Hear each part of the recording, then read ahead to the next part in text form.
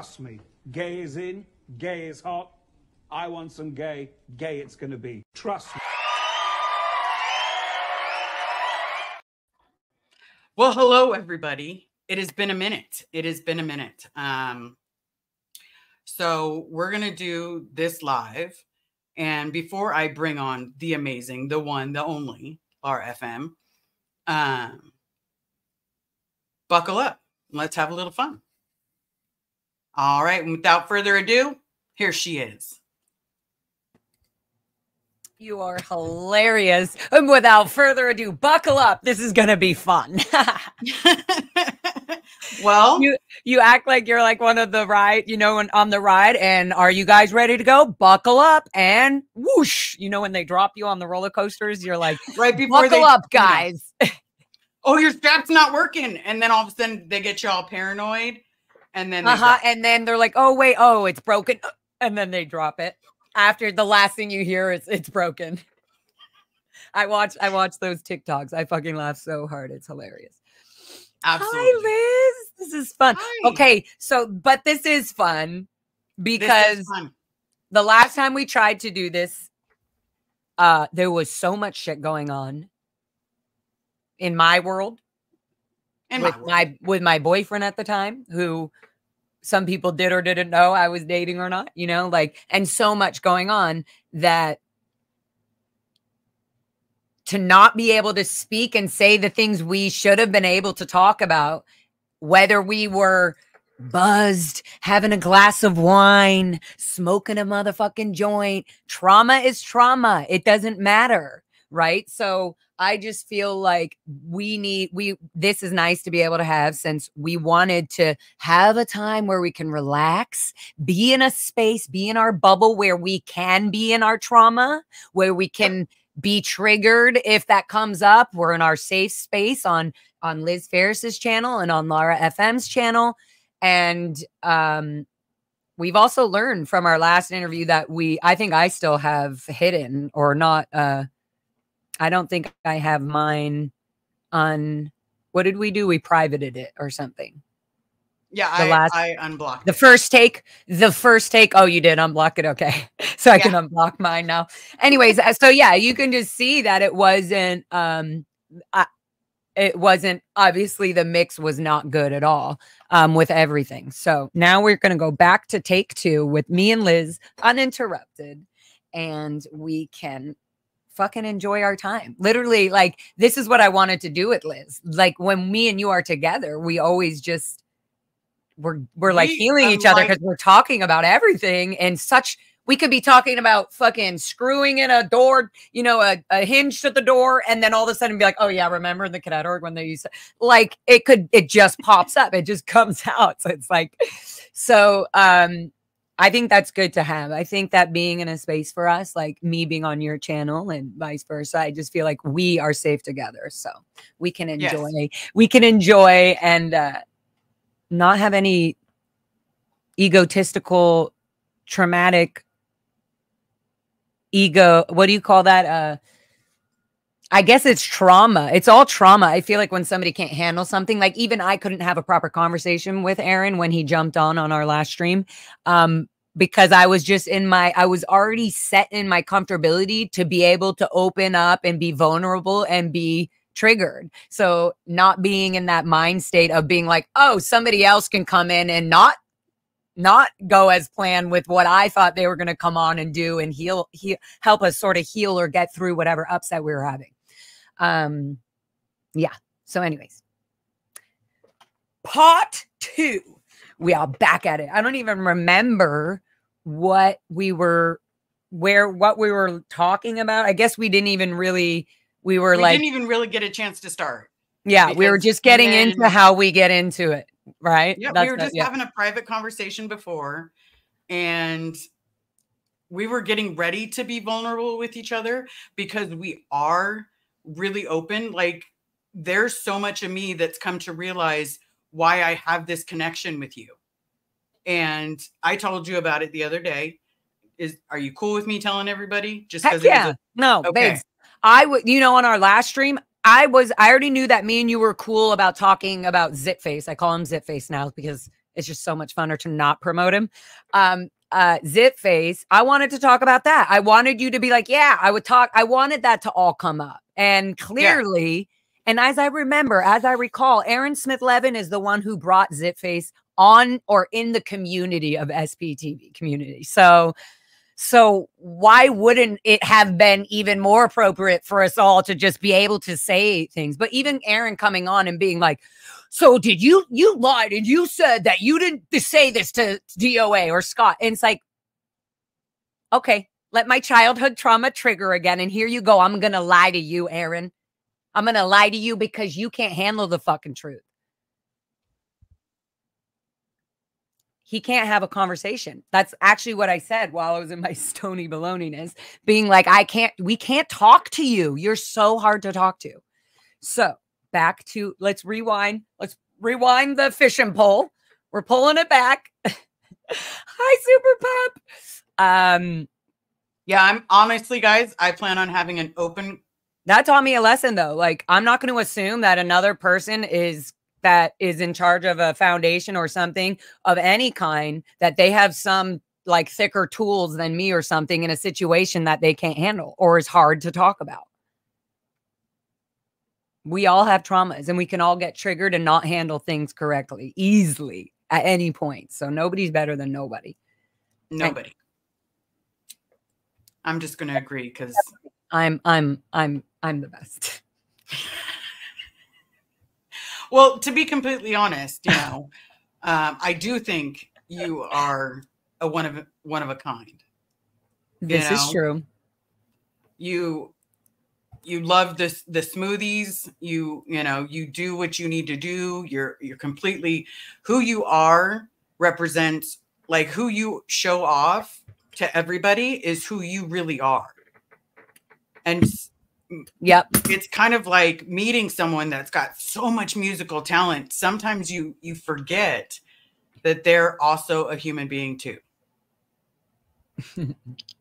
You're so funny. And it's so, but for me, I'm like, Liz, I don't have so much musical talent. Like in my mind, I'm just like, come on. I'm just playing around. I'm just playing around here in my music world. That's not talent. I'm just playing. That's how I feel, you know? Because it comes so naturally to you though. Mm-hmm. It, you know, I attach myself to sports. Like when people talk to me about music and songs, I'm like, oh, I remember that song, and I'll sing the song with them. But I don't suddenly go, oh, this was the best CD ever made, because I didn't have a radio like that growing up. Like, yeah, I couldn't idolize. We weren't allowed to idolize a Madonna album or have a poster on our walls. Like, we would get in trouble.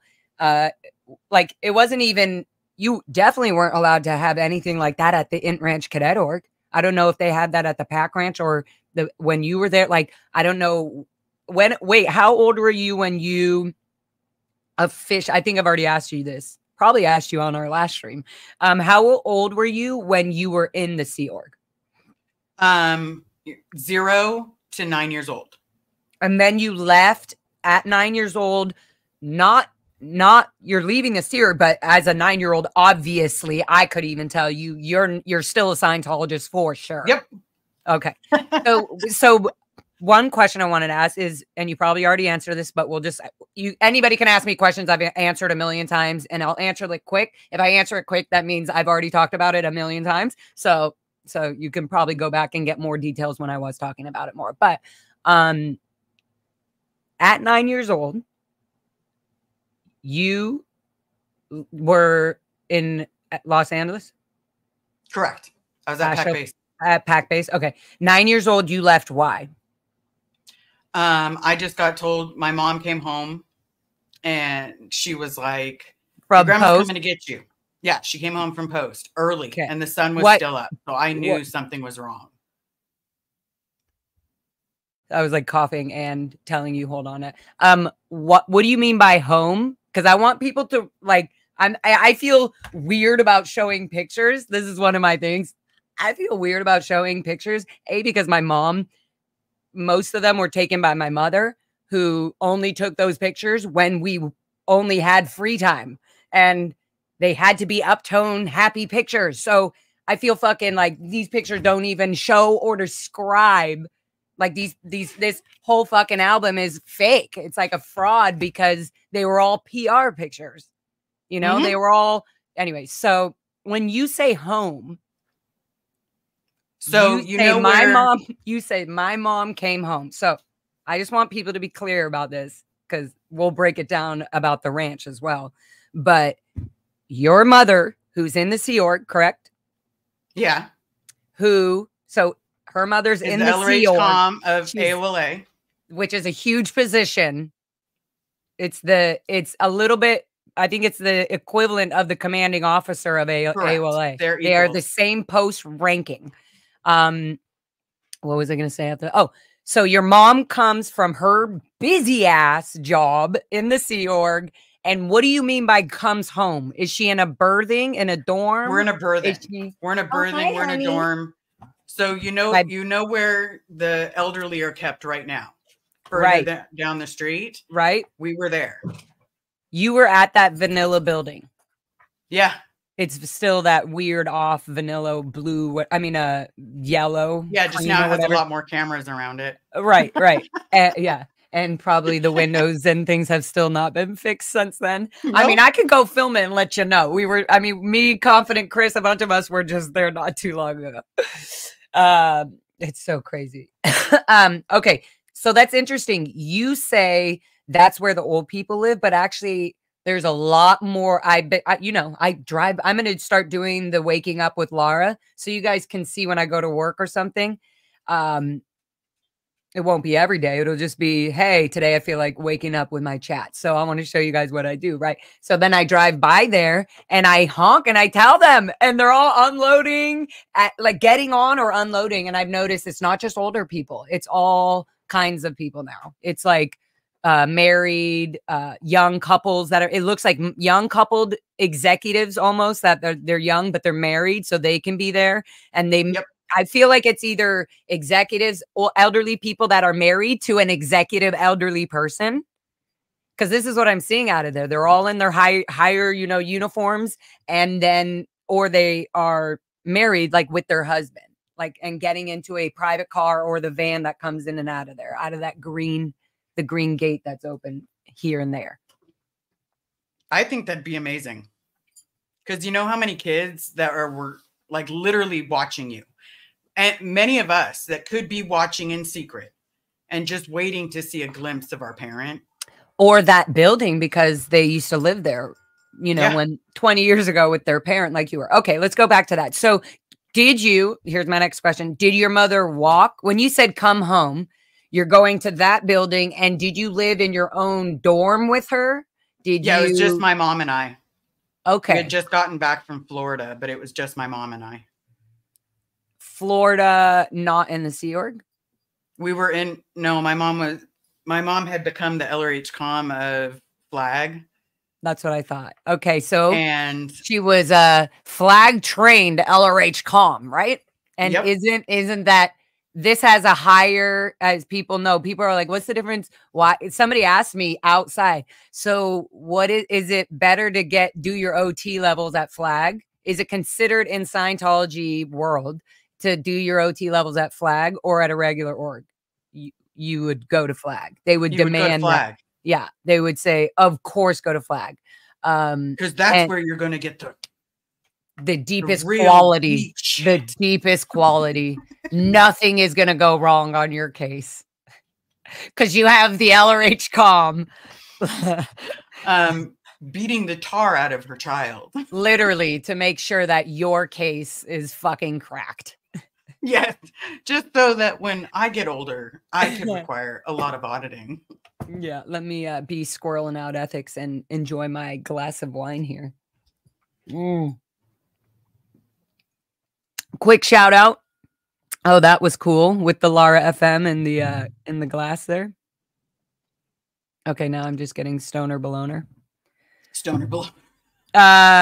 This is an amazing wine company out in Little Rock, California here. a company, a winery. They're called Golden Star Vineyards. Why am I showing you my glass, guys? I can show you the freaking bottle. There you go. Golden Star Vineyards. I'm drinking a Syrah. Very nice. They literally grow all of their grapes and everything right there around. Liz, you would go there and have a good time just sitting there chatting with me and having, they have also iced tea. Yeah, they have other cute things there, but they're not like a big restaurant or anything like that. You go there, they have wooden tables, barrels, like as little side things, like, and then you're just sitting there out in the middle of the desert, based Little Rock, and there's like, you know, you can see the something mountains, and they have like icing in the distance, but other than that, all around you is the vineyards. So you're sitting there drinking. To me, it's amazing. They also have, I think, a non-alcoholic one. So not that that would be exciting for you or not, I don't know. But what I'm saying is the feeling of sitting there drinking wine that came right from the earth that you're sitting and you're around. There's something about that is just like, it kind of raised my standards on when and how much and when I drink wine and where. Like, it has to be the moment. I can honestly tell you. So I'm sober, as you know. Yeah. Okay. Yeah. That's why I said you can go and sit with me and you would love it, because just being there would be like, wow, there's something educational for me. And It's these people, the absolutely- owners are amazing. They're amazing. Lee and oh my God, Helen. Lee and Helen, they're so amazing. They have an amazing family. They are so smart. And I have talked to them about so much of my childhood and Scientology. And just because they asked we could just sit there and have amazing conversations forever. Now, see, guys, this is why this is mine and Liz's safe space, because we're just going to go off on little tangents and then come back. We always come back. Ew, like the Sea Org, we come back. Oh God, no, we don't go back. That is the motto of the Sea Org, because That is remember, the motto. you're signing the billion-year contract, so you're coming back. So what we grew up believing was rinse, recycle, repeat. Mm-hmm. Rinse, recycle, repeat. Destroy.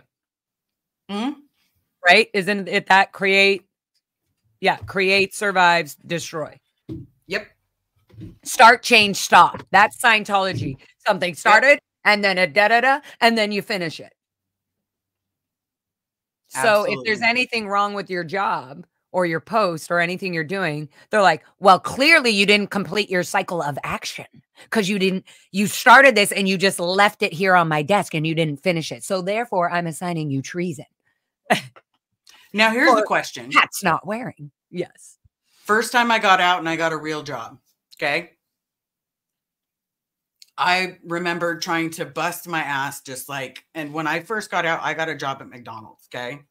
I didn't care. Flipping burgers was a hell of a lot better than. Wait. I feel like I want to see. No, we have to do this. We have to do it like this, where we just talk about it as we go. We just talk about everything. Yeah. And I'm going to just write 9 years for you, so I can remember. I love that. When I'm writing, there's like music happening.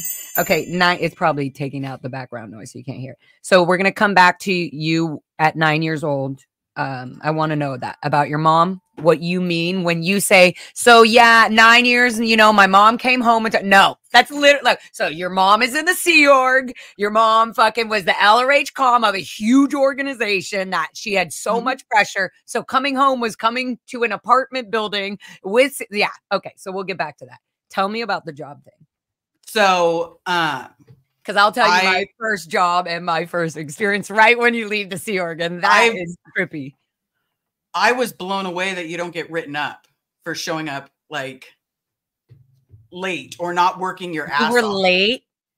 No, I was not late my first time, but I came back from lunch a minute late and I never got written up. And I was like, oh yeah, that's right. That's right. Because not at things that shouldn't be, not. No chits, KRs. No, all of a sudden you're not in ethics. Like, where were you? You're out there smoking an extra cigarette instead of being on time. And I'm like, go get a sec check. Do you masturbate? Did you masturbate? Were you masturbating? Sorry. when I left the Sea Org, the last, like, my brain can't get it out. Freaking the last person who was sec checking me, he had this strong accent, and that's he was asking me that question, and that's how he said it, and I just can't get it out of my head. I mean, why would I? I was literally 17. Do you masturbate on the question? Do you masturbate? Has anything been suppressed on the question? Do you masturbate? Like, this is literally fucking what is happening inside the organizations when a child is trying to fucking leave this. Not even Scientology, but just leave the Sea Org. Okay, Yep. back to so you didn't get written up. Was that what else? And my first paycheck, I about fell out of my chair. Oh, you were like, this is out exchange. I felt like I didn't work hard enough for this. Like, I could have worked harder. I think they made a mistake. Now. Yeah, I'm like, I think they made a mistake. And then all of a sudden I'm like, and then am I committing a withhold by not telling them? No, because if you go back and tell them that you think you were overpaid, they look at you like you're crazy. And I did. And so that's where they were like, what do you mean? They're like, and I was like, so, and then here they are trying to explain to me the hours and the this and times this and this. And I was just like, shoo, shoo, over my head. Taxes? What? Huh? Okay, but how do I still have this much money? So I can go to the bank and this is how much I was like, so taxes is going to take it out when I go to the bank? I thought the bank would take the taxes out. Oh my God. It was just, yeah. I also had to endorse, which I had no idea what that was, but give the check to Tommy and Lori Burpee, who's the house I was staying at, or this is your home after you left the Sea Org, in Eagle Rock. But yeah, that was it.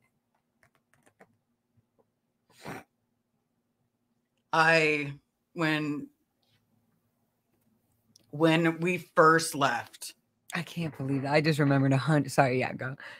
That's what we're gonna do. And I did too many. No, and I did too. Like you said, I was doing too much. I was that they didn't know how to tell me politely to like chill out. Stop doing other people's jobs. Yeah, stop trying to do more than you need to. Like, yeah, I guess I was like like I was just too much. Like they were like, and I'd be like, okay, what's next? I would literally like, what's next? I didn't think it was okay to be standing around a little or just waiting there. I just felt so fucking weird. I felt like, oh, yeah. I felt like it was the weirdest thing. And then getting the paycheck, I was like, I'm out exchange. That's why I'm such a constant overt committer. I'm just constantly committing PT overts because I got a $450 check for the 4 days of work that I like. Anyways, and yeah. So yeah, okay, go ahead. You said. So back to when I was 9. So my mom. No, wait. You just said something right before about your job. You were saying something about your job. Oh, with my job, when I got the second paycheck, then I was like, okay, I'm working hard enough. Yeah. And I was doing everything. And then finally one of the crew was like, you're making us all look bad. Stop. Yeah. Nobody told me that, but I figured it out after. I was like, oh. So then I chilled out. Years later. How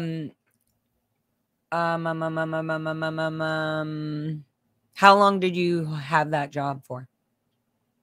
I had that job for the McDonald's job. That was your first one, like right? 6 months. How fast did you get the job? What do you like? Okay. Oh my God. See, I have so many questions because me leaving the Sea Org, even though we're kind of going backwards, we're going to go backwards. We're going to go from leaving all the way into our childhood.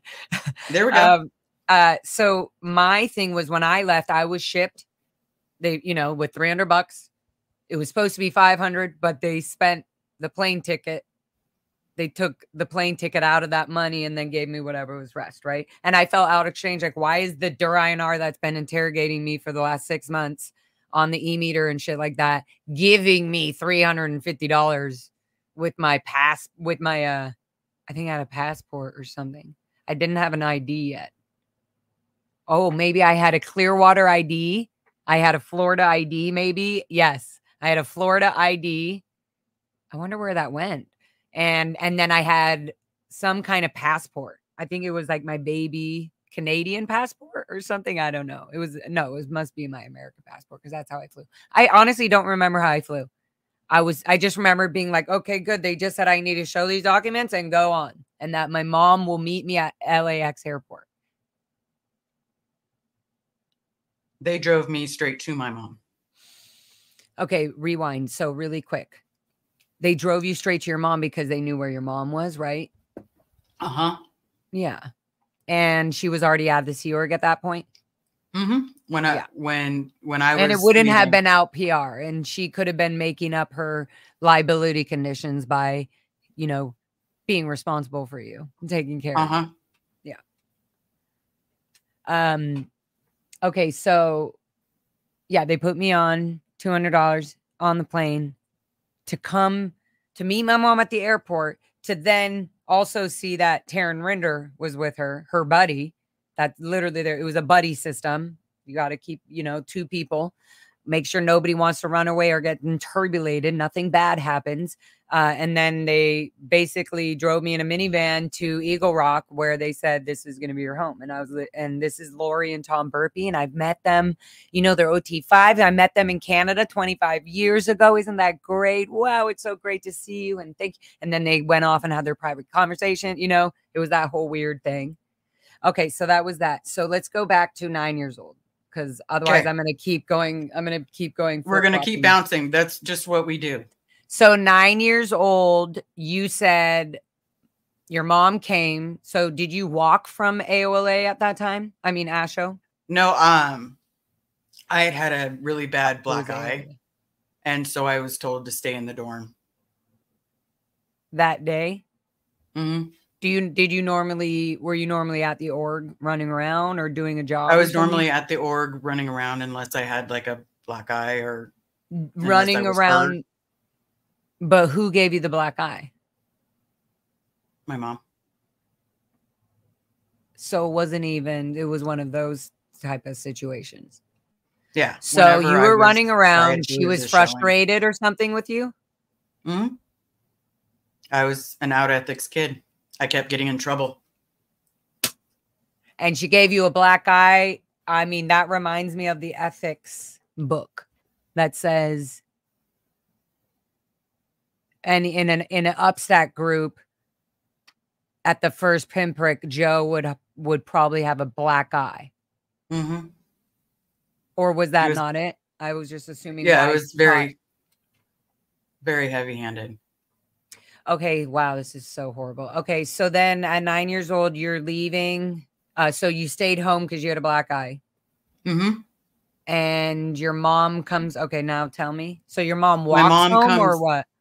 No, she comes into the apartment, slams open the door, like it literally hit the wall. Yeah. And I jump up like, oh God, like, am I in trouble? And she's like, grab your stuff. Your grandma's on her way to pick you up. She'll be here in an hour. And I'm like, an hour? Well, is it, when you hear it, are you kind of excited or are you scared? At first I was like, I don't understand what's going on, you know? And she's like, well, you don't need to understand. You just need to know that you're getting in the car with your grandmother. And I was like, well, let me go say goodbye to Molly. Let me go say goodbye to Sasha. Like, let me go say goodbye to one of them. So that way they don't forget about me. And she's like, you can't say anything to anybody. And that's how I was able to get, that's how I was able to get some of my baby pictures back. Wow. So how long did you have? Do you remember? I don't know if you're too young to remember the exact time you had to, when she busted in with that pissed off saying, you're getting out of here, you're going. I had 2 hours. 2 hours. And you're not allowed to tell anybody that you're leaving because you're not allowed to leave. Yeah. 9 years old. Exactly. You're not allowed to leave the Sea Org. Like if you're leaving the Sea Org, you're not allowed to tell or hint or talk to anybody about it at all. If you do, you're on the way to being declared a suppressive person. Yeah. So it's a very known thing to not talk about leaving or what you're doing if it's going to interbulate, or if it just has anything to do with leaving the Sea Org. You're not allowed to tell anybody that you want to leave, that you're leaving, or anything about a situation like that. You just have to go. Yeah. So my grandma came and got me. She didn't say anything. My mom just packed me up, gave me my green blanket, put a whole bunch of stuff in the trunk, and then didn't say bye. Like, didn't say I'll see you soon. And all of a sudden she just tapped on the window and left. And I was just kind of like, what? Cried the entire way home. Like the entire way back to my grandma's house. I cried.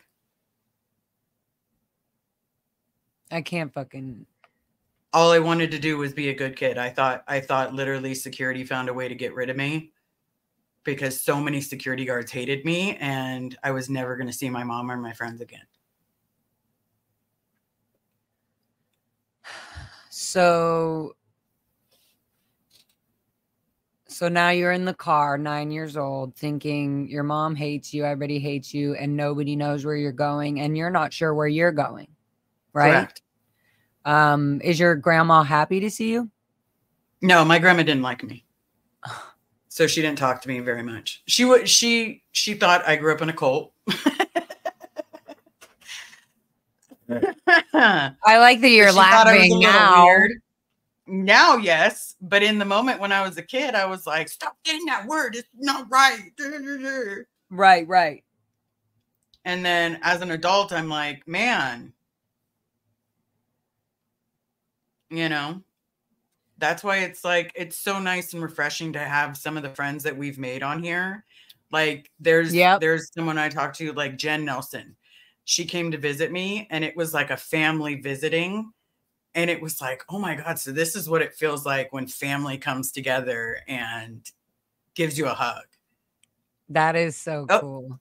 Jen's in the chat. Nice.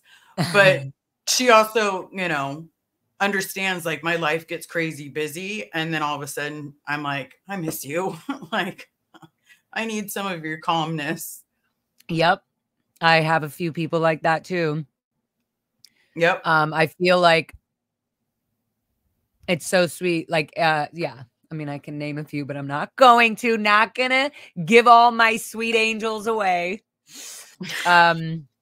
But they definitely do like send things and do things spontaneously all the time, randomly. And it's so amazing how it just keeps us going. Like it's literally the care and the backup, or, you know, like the football team, the rest of the football team, like you're doing everything, team. You know, they're like pushing you through, even though you're like, I don't know if I can do that. And all of a sudden you're doing it because your football team is already pushing you through to do it, you know, like, and you're like, oh my absolutely. God, look, I finished it. I can't believe we have, you know, like, I can't believe we did this. I can't believe, you know, and then, so I called him. I'm like, thank you. You literally like, it's, so I love, and sometimes I can't call sometimes. And more recently, I have not been able to just call and chat. I have just zero time. And when I have time, guess what I did today? Finally went to the fucking Wii Spa. I haven't been to Wii Spa. I used to go there once or twice a week for sure. No, I used to not allow anything to interrupt. And if something interrupted, I would say no. I have an appointment. I would call it an appointment because at the time, to me, that was like, this too shall pass. I used to go to Wii Spa and just whoosh, everything's fine. Look, I'm like cleansing, I'm steaming. Oh my God, I feel, you know, it just rejuvenates. So it's like I barely have time to do that, but it's fucking incredible. Our chat, our people in our chat, and all the people that literally keep us going. Like they literally, and they held us through a lot of these upsets we've had in our community, you know? Yeah.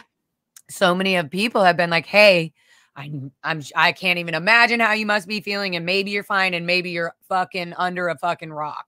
But I just want you to know, like, it's just, you know, I know you get them, you know, we're here for you. We've got you. It was completely unacceptable how that went. Things like that, where you're going, okay.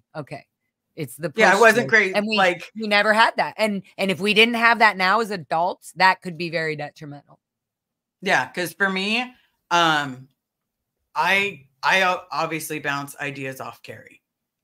When something doesn't smell right, I'll tell her first, because my smellometer. She's a pretty good fucking smeller. I love Carrie for that. She's a pretty good smeller on fucking lie detecting. She's probably laughing. She knows. She probably is, but it's like she's able to see things that sometimes I'm not. Like she gets a premonition, if you want, or like a gut feeling about a person. And you know what? It turns out to be right. And I don't tell her enough. And because she's not home yet, I can at least say that to my audience. Yep. And not have to say it to her so often. Yeah, Carrie, you freaking are badass, babe. Like, it's so amazing. And I've told her this when we were in the lake having our moment. That's so cute. She sent me pictures. I love her so much. It's quite incredible to see a human being and see their full heart and see when they can get angry and see what triggers them. And then feeling like, oh, I don't like you or you don't like me. And then love again and heal from it and being like, I loved that you were okay when I didn't like you in that moment. And then you held it together, let me have my space, came back to it. Those are some quality ass people. When we get friends that I've had friends for so long that I am now at 38 years old, still just now going like, why the fuck am I holding on to that friendship? That's such old behavior.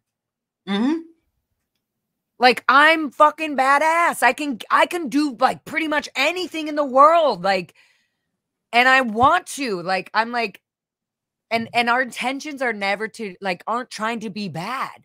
It's always like we say a lie because we're trying to protect either our hearts or somebody else's. We do something because, and it's always been like where Carrie, she kind of goes, okay, babe, hold on that. I'll tell you in a minute. Like, she kind of will just come out and say that. And I love that kind of person that will kind of just go, I don't know what it is, but something isn't natural here. Something is resistant. Something is like something is sticky. And I love people who have a good nose like that. I love that. I love that. I also think that was taken away from us. That like sense of gut feeling and this isn't okay. I know it was completely stripped. It was trained out of us. Yeah. No matter how much we thought it was normal or out ethics or out of valence, it was trained out of us. It was drilled. It was fucking like drilled out of us to a point where if we were acting ourselves as a child or not, you are not being yourself anymore because it was drilled out of us. Yeah. And so imagine how insecure we feel if somebody's saying like, oh, Lara is blah, or they say dumb shit. And I'm going like, somebody could throw a comment like blah, blah, blah, blah, or Lara doesn't have a good voice or, and those, I don't care. I'm like, I never was trying to be a great singer. I was just trying to flow, do my thing. Like, that's always been my thing. They can throw some kind of fucking, there's some things that when a non-healthy person throws at somebody, whether it's a friend and I see them do it to a friend, I don't even give a fuck at that point if that person actually did something bad. If I see that somebody is throwing something negative in words at somebody else to get them in that position where they are so vulnerable again, that to me is not a friend. That to me is the most manipulative thing you can do by calling somebody, saying you're a friend and hey, we've been friends for so long, that by the end of a conversation, if you feel shitty at the end of my phone call every single time, you feel internally shitty that you then go, oh, I like in your own mind thinking, I need to do something better. I need to fix myself because I feel shitty that this person just told me this thing about me that must be true because I'm giving them my heart and my friendship. So if they're saying this to me, That is the worst thing you can do. You take a friendship and then you fucking hold it through somebody and say, oh, we've been friends for so long, you can't ruin this. I am so happy with ruining it. Like, I'm like, get out of here. None of my good friends say that. None of my true deep friends up to this day. What? Oh, for some reason my sound went out for a second. I was like, that looked good. You were passionate. I was in the moment, Liz. Anyways, yeah. That. No, I'm very much, and I said this, about certain people where they're like, actually, I don't even want to say that. I'm just going to say it for myself. I am who I am here as I am everywhere I am. Like, I am loving. I'm doing this for love. I'm doing this for clarity. We do this for clarity. So I have found it talking with you and doing these episodes and things like that, that the thing that was wiped from us, that gut feeling of knowing, and then it's wiped from us as a kid, we're trying to get that back right now as adults. That's like the only thing we aren't good at.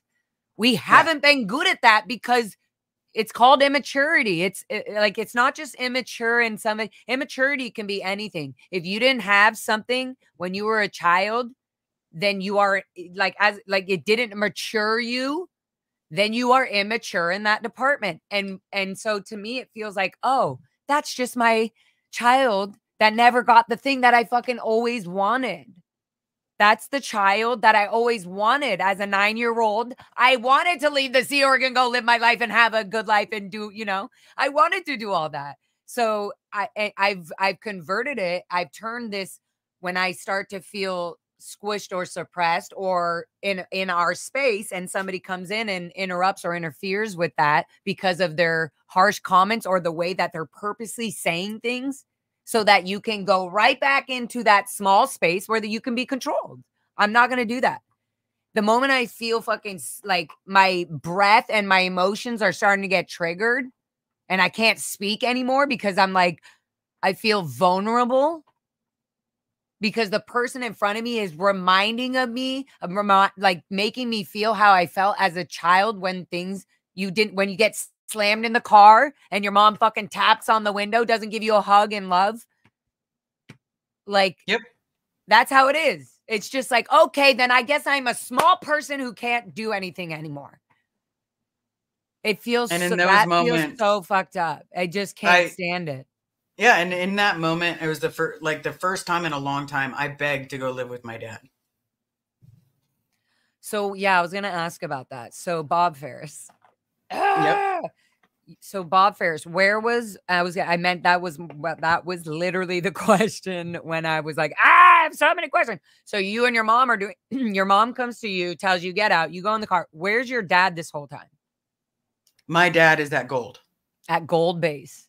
Yeah. How long at 9 years old has your dad been at Gold Base? Since I was 3. Okay. How often did you see your dad when you were down in Los Angeles? From age 3 my to little 9. Kid memory of what you remember. Right. Tells me like every 6 months. Like I got to see my dad once every 6 months. No, I got that. And I'm going to ask you, everybody's like, oh, for me, I'm like, that doesn't sound so bad, which is horrible. Like the chat's probably like, no, Laura, that's fucking horrible. What's even more horrible is, how long did you have when your dad came down? And when did he leave? Usually like 3 to 4 hours. Not 3 or 4 days, guys. For the people in the back, 3 or 4 hours. Okay. Bob Ferris, 3 or 4 hours every 6 months did Liz see you, Bob Ferris. I act like he's going to see this someday. I still someday he will. I always have hopes. Okay. Anyway, so continue. So your dad is at Gold Base, and this is why you were not able To be seeing your dad, or go, hey, I don't want to be here. I want to go be with my dad. Oh, I can't. My dad's at Gold Base. Yep. My dad's at Gold Base. Was there an option? And this is just not between me and you, because you know what I'm talking about, but was there an option for you to go to the Int Ranch as a cadet or as a kid at 9 years old? My mom wouldn't. Why?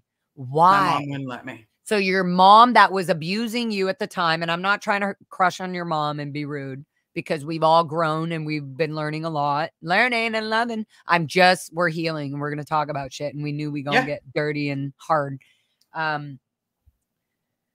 So your mom said no. Let's try to be I'm going to be very blunt right here. And I love you, and you know that, and I don't mean this to be harsh. Your mom's beating you because you're fucking annoying, because you're distracting her from her post.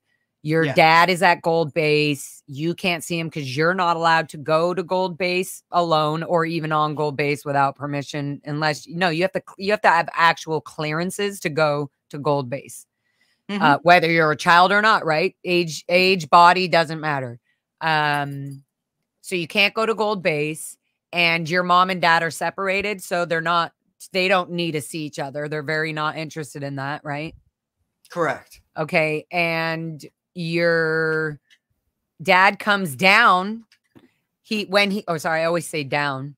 That's the childhood thing too. And it's like my fucking map of my brain of California is so fucked up, because it's like, I say down and up, and it's still the right way, but it's not up or down. I'm still going from here to there, but I always say up and down, and it's not.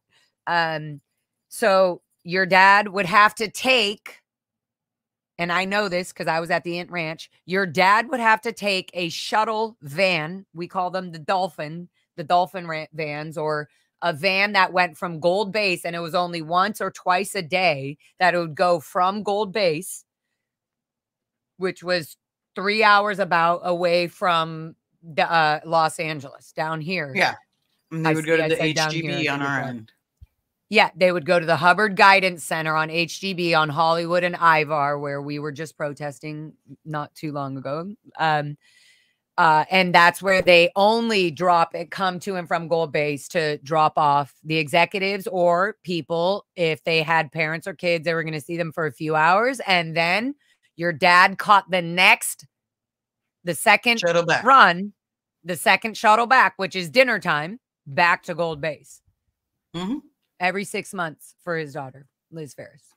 It feels like I can do it for you. What's up, Fox? What are you doing? Are you getting your bone? Get your bone. She's so funny.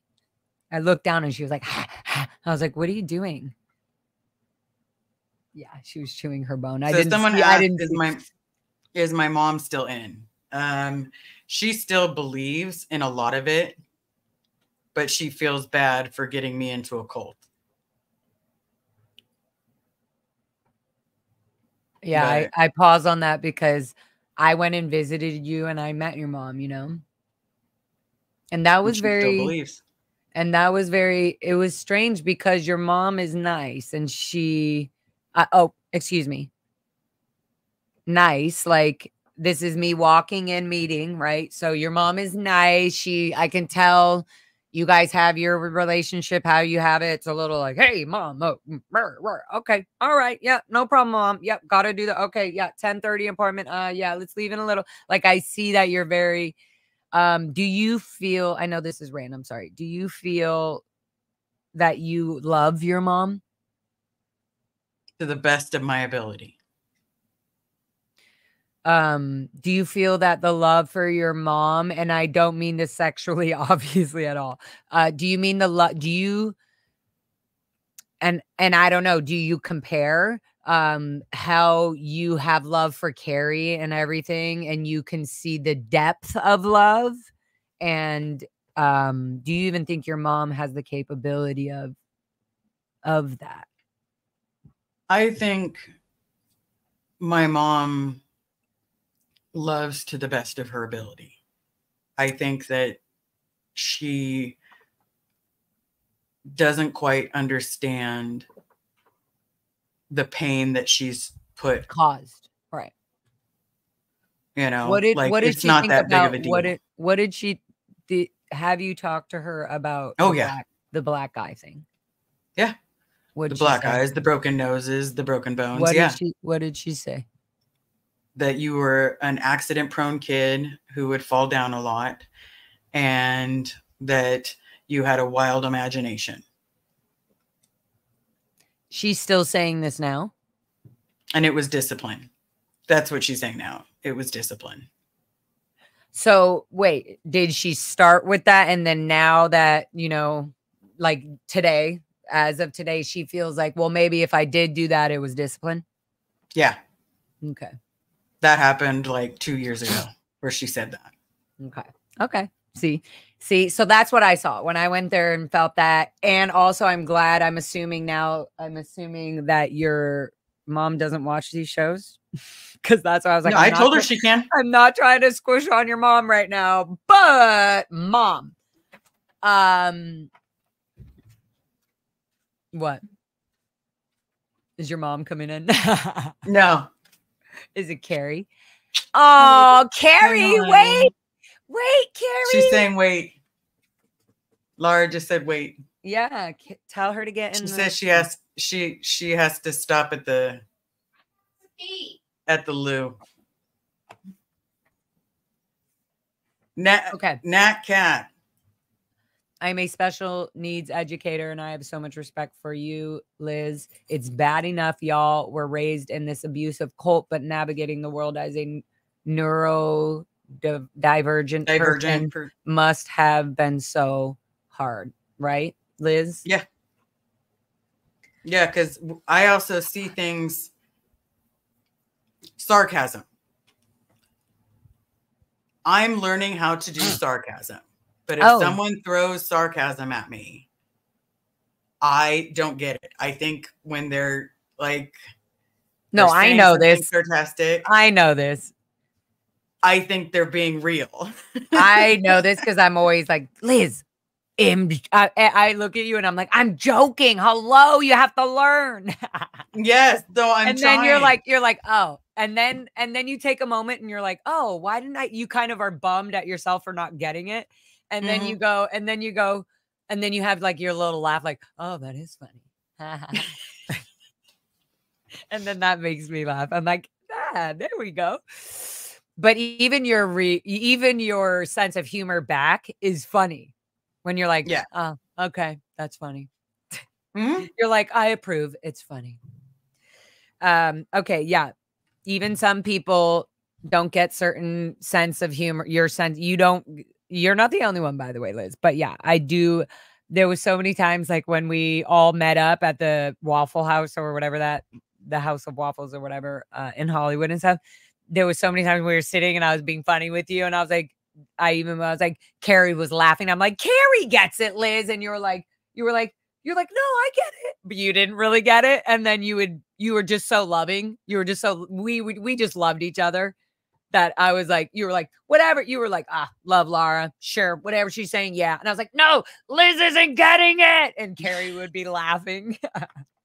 Yes. Carrie gets sarcasm. Like someone spits sarcasm and she's got to come back. Yeah. And no, and she says it back if she's in a bad mood, she's got to come back. Yeah. And she doesn't. And yeah. And you better be ready for that spit back. You better be ready for her dry sense of humor. Not everybody can handle it. I definitely can. She puts it, sarcasm is her love language. That's why I know she loves me. Mm-hmm. Because we have sarcastic conversations and giggle the fuck up every time. I'm like, I could be doing one thing and all of a sudden Carrie will just say something and I'm like, oh yeah, right. And you're like, yeah, you know, she'll just say something and I'll be like, oh yeah, of course. Like, oh yeah, they definitely did that. Like we're both like, no, they did not. And remember our margarita, huge margarita straws, Carrie? I know you're there listening.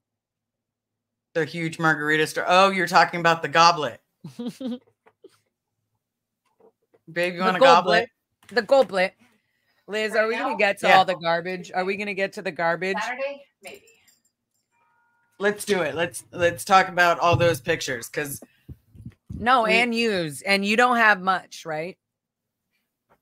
No, I have like what's hanging on my mom's walls, and she wouldn't let me take it down. What a bitch. I'm just saying, I we said didn't get much. So no, me neither. Like, that's why I'm saying it's so annoying to even show photos, but I want to show them because I need to. And I've shown them earlier on some earlier episodes, but not that I need to. See, I just put myself down because I need to. I guess I just wonder why, like, look, I just wonder why.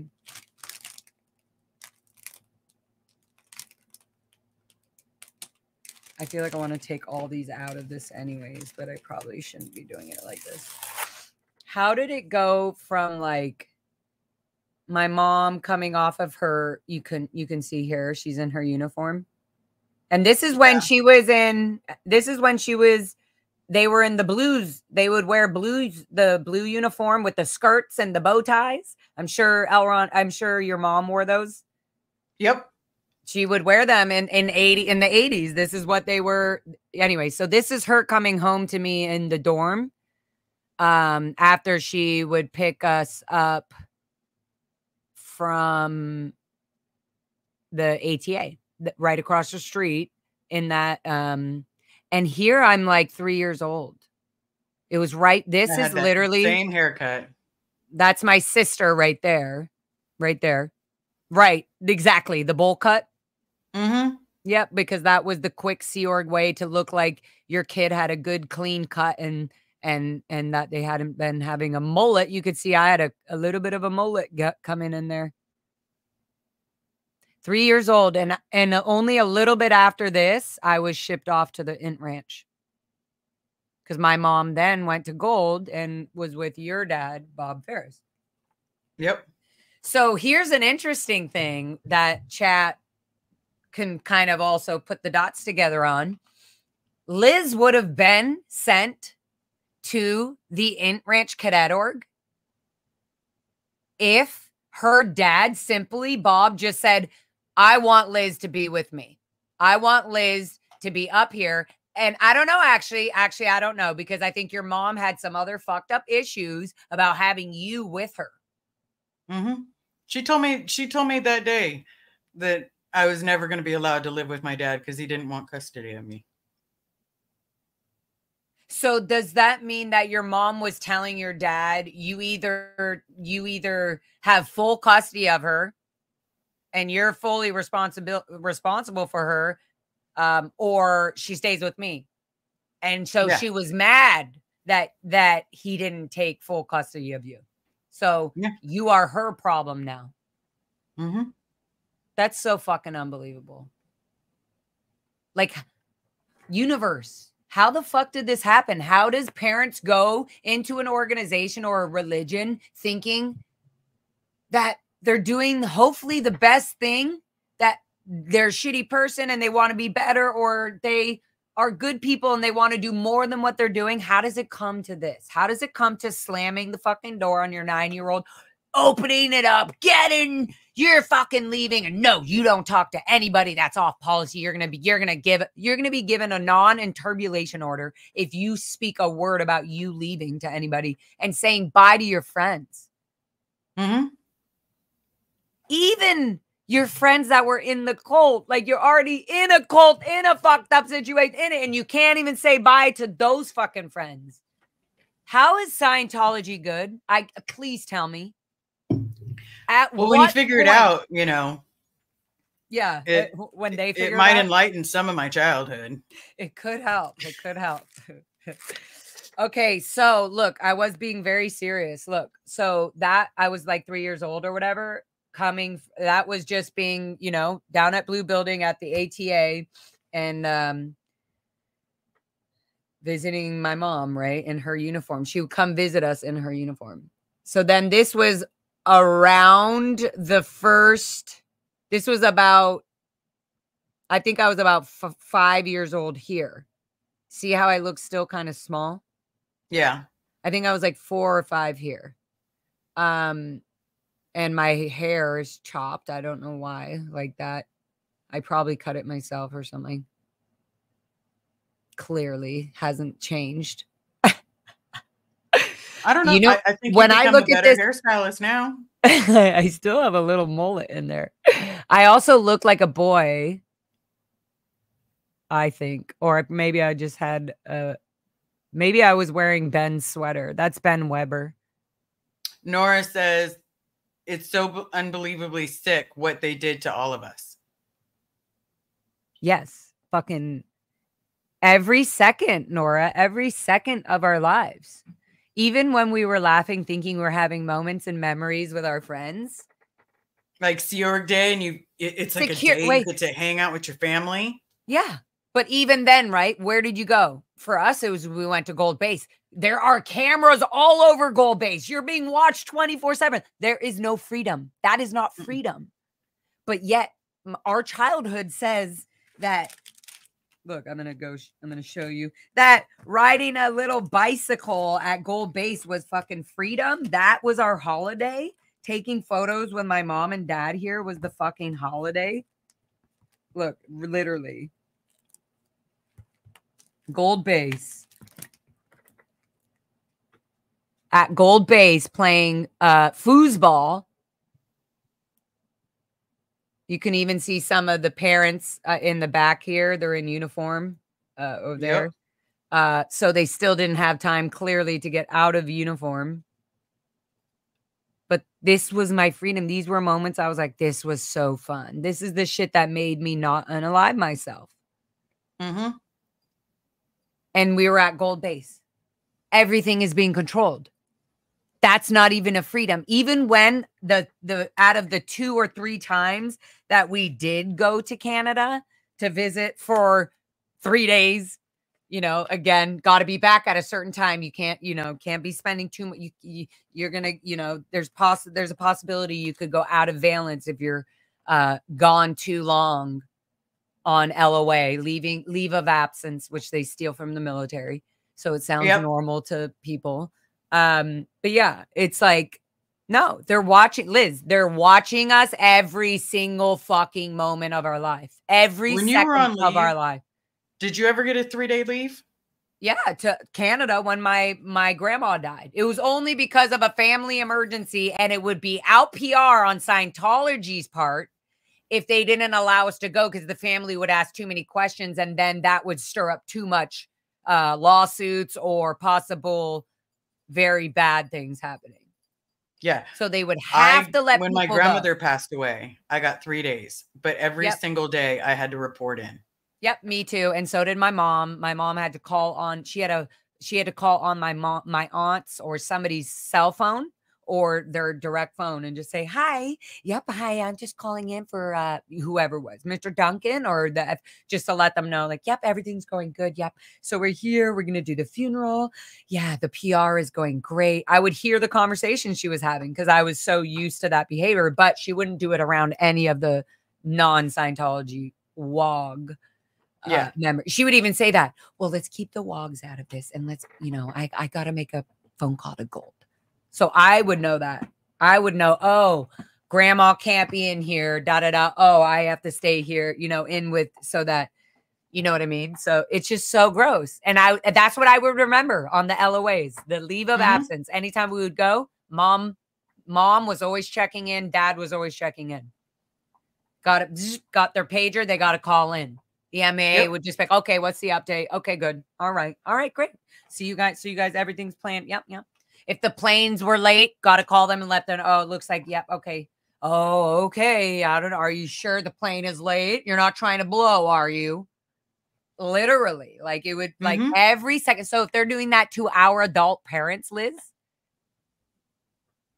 Of course they're going to do it to us when we turn around. But what kind of control does your mom at this point have on you? She has nothing. She only has what she has on you, and that's what she's getting. And she thinks that's love. Yeah. Anyways, okay. So I feel like I'm like reeling you on this thing, and I don't mean to. Okay. So 9 years old, your dad's at Gold Base. That's why he's not in the picture, right? That's not an option, basically.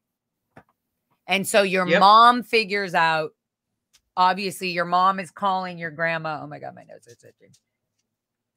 Your mom is calling your grandmother, her mother, saying probably like, you know, she's too much, she's she's out of hand, you know, whatever it is. And then your grandma doesn't like you either, but is like, fine, I'll take her. I'm fucking so sorry, Liz. So she would like, I got dead aired all the time. Like, what do you mean? How like, you know how you can sit down just at the don't table answer? They just don't and answer. you have a conversation with someone and dead aired. No. Like you're not even sitting there. Like they're like, don't talk to me. Right? That's why, okay, have to tell you this. I felt, you know what it's like talking to Pearl and Selfless and Heather and Summer. They like to talk about 80s movies, 80s TV shows.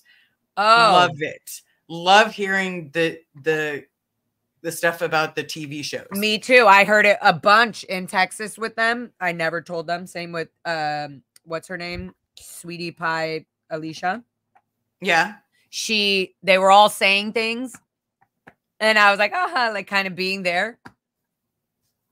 When they would be like, it's like, you know, Lara, do you remember MTV? And I was like, no, but I didn't say no, but I was like, and it was so funny. And they would say, oh, Lara. And I was like, okay, I'll just keep doing my phone thing. Like, I just have no idea what you're talking about, but I also love that they're having fun chatting. So I'm not going to be like, nope, I don't know what you're meaning. But if they're like, Lara, you don't remember that part where, I'm like, no, guys, we didn't have TV. Remember Cult Scientology? No. And those of us that did have a TV because their mom held a high post, you were only allowed like a certain amount of time on it. Yeah. Well, before they made the rule where you can't anymore. Pull that back up. Who just said that? Pull that back up. Why is Lara telling Liz's story? Who's Dancer? Who's Dancer? Yeah, I have no idea who this is. What the fuck is this rude fucking comment? Me and Liz are both talking about our childhood. Dancer. Fucking rude. Well, we thought it might be interesting. So let's just throw it in there. Some interestingness. Yeah, someone asking for the wrath of Lara. My word. Whoo. Okay. Anywho, Liz, what were we saying? all, don't get carried, man. Because then all of a sudden she's going to get her computer and it's going to be like, thank you for flying Savage Air. Thank you for flying Savage Air. Yeah, Dancer, just so you know. Oh, what a childhood is. Oh, what a childhood, Lara and Liz. Yep. So, fuck you, bitch. Look at, see? Childhood trauma right there. Yeah. Where somebody is saying, so this is, you see little, anyways. Yeah. Fuck you, bitch. Don't do shit like that.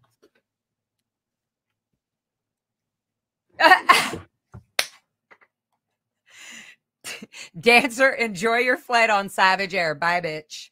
When you're done being a bitch and not being an ass, come back when you want to hear both of our childhood trauma stories and are bouncing off the fucking thing whenever the fuck we want and say whatever the fuck we want and not answer whatever the fuck we want. Okay? Fucking bitch. God.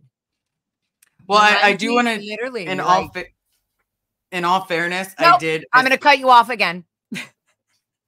Just kidding. Go ahead. Tell my story already. That way I don't have to tell it anymore. Fine. Okay, let me cut you off.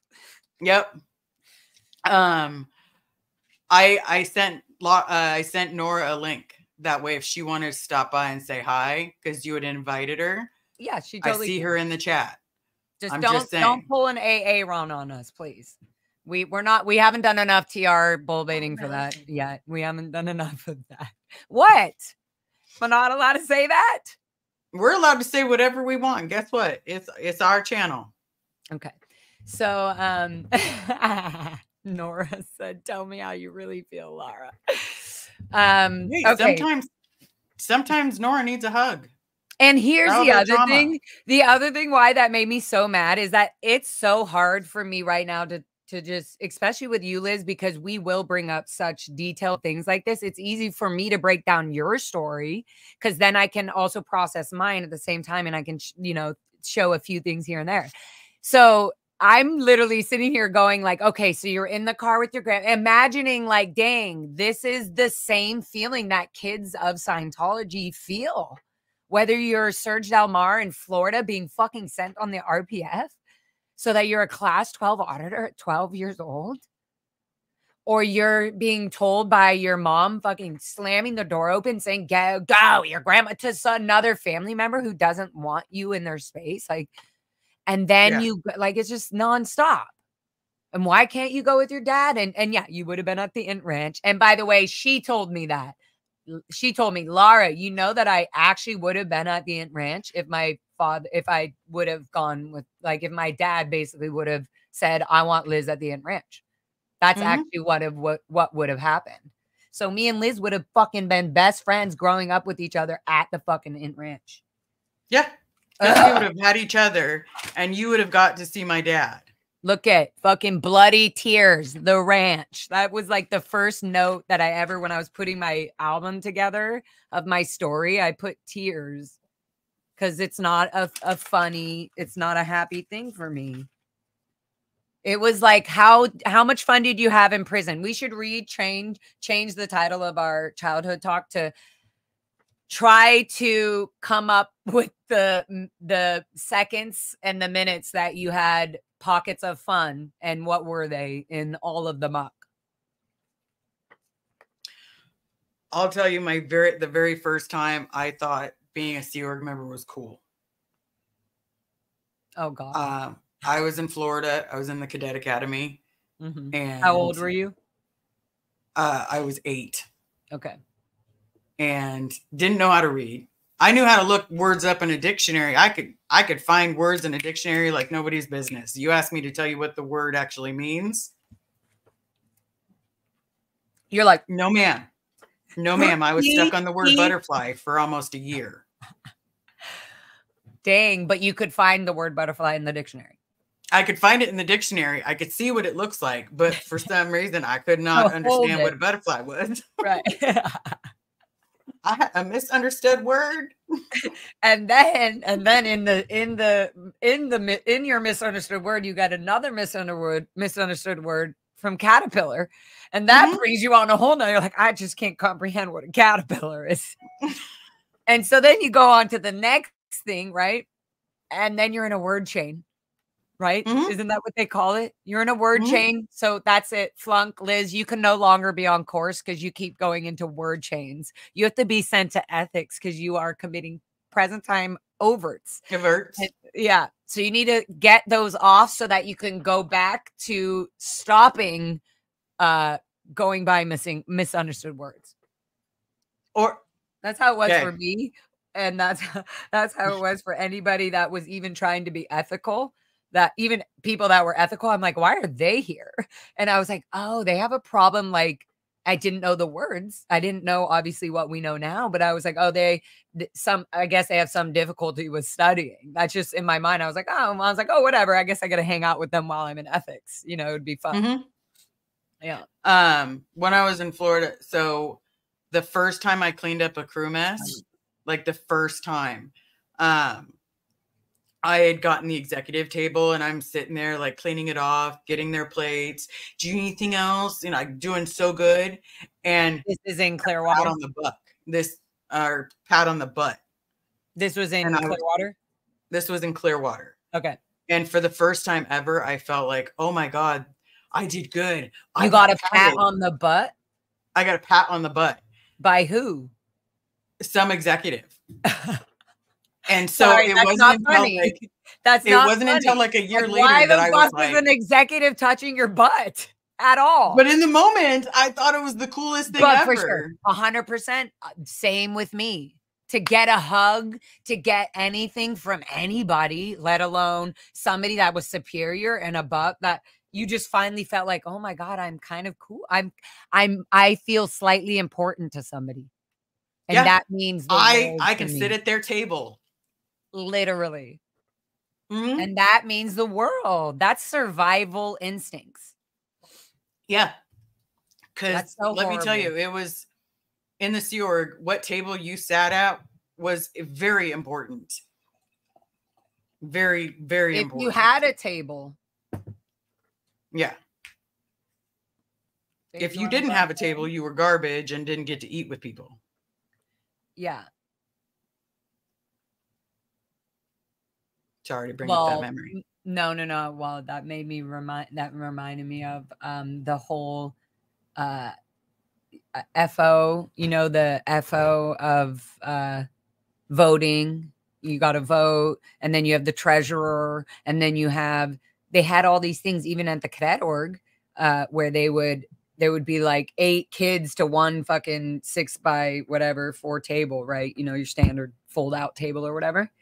And they would have a treasurer, table IC or something, and the server, somebody was a server for the table, and then it would recycle every week. It would be the next person and the next person, right? But for some reason, like, because I was in ethics trouble and I was only getting 15-minute meal breaks, I didn't clean up the table in time to go to muster. So eventually I was just kicked off the table. Apparently there was an LRH policy letter that says if the treasurer, then they can be removed or kicked off. The table can vote to kick them off the table. So there would be times I would be standing and just eating in the dish room, eating like a quick plate of food because I was kicked off the table. And then they reorganized the tables with the people's names on it that were at those tables, and mine was never on the board to be reorganized because everybody forgot that I had been kicked off a table because I was just okay with eating in the dish room. It was just easier, and then I can run out and go play longer. I could go play jump rope or whatever some other cadets were doing that they quickly scarfed down their food.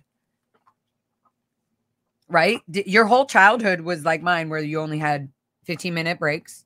Yeah. 25-minute meal breaks. I was never one of the lucky kids when I was in flag. I was constantly getting into trouble, and on break time, lunchtime, I would be assigned to cleaning out the dumpster. For me, that was the norm. Mm-hmm. Cleaning. They kept saying I was PTS.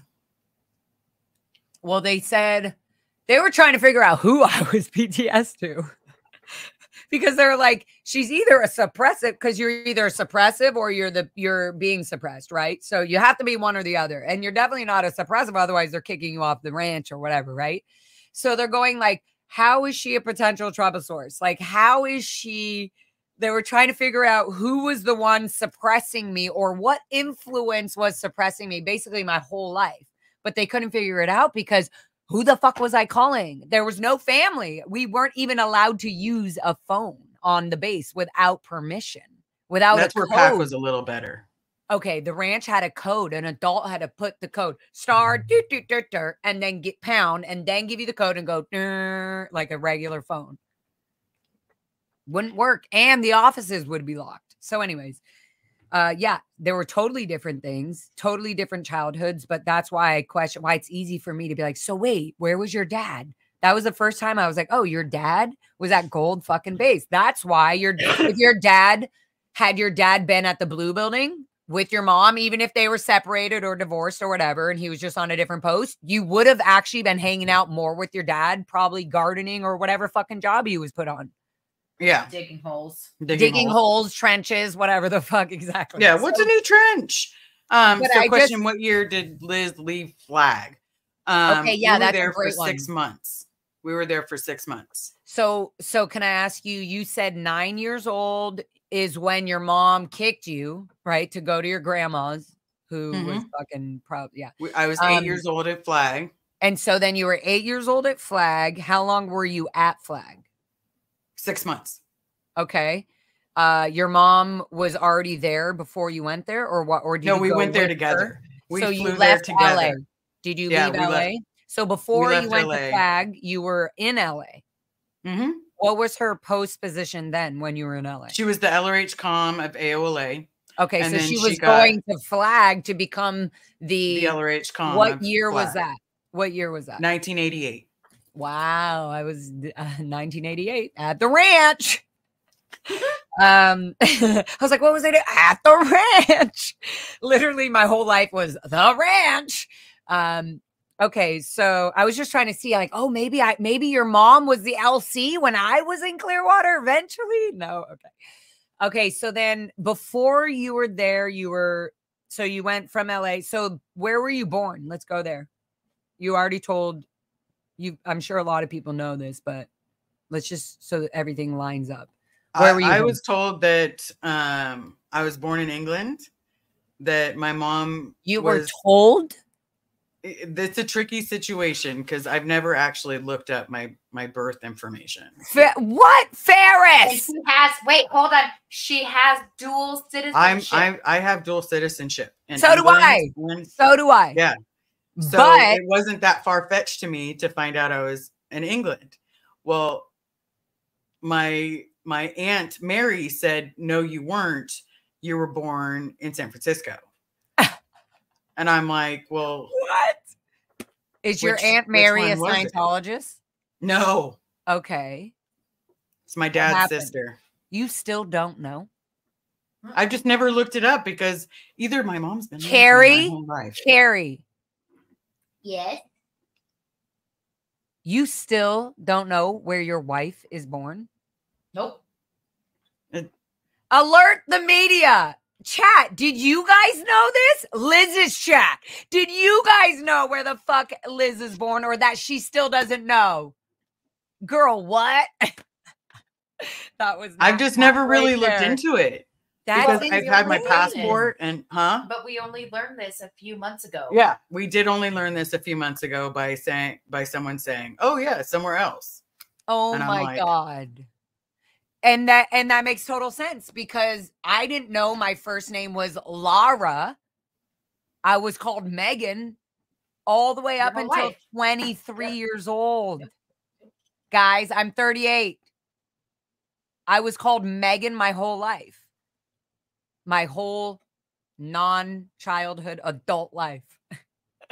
And then I found out it was because back when we were at the ranch, 8 years old, shipped with all the other cadets at the ranch. We were shipped to the Social Security office to get our Social Security numbers. It was very weird, probably to child services or legal service, whoever was saying like, well, where are all these kids' Social Security numbers? So they had to make sure that we all got Social Security numbers. We were all dressed to the T in our the Sea Org shirts. It's the ranch.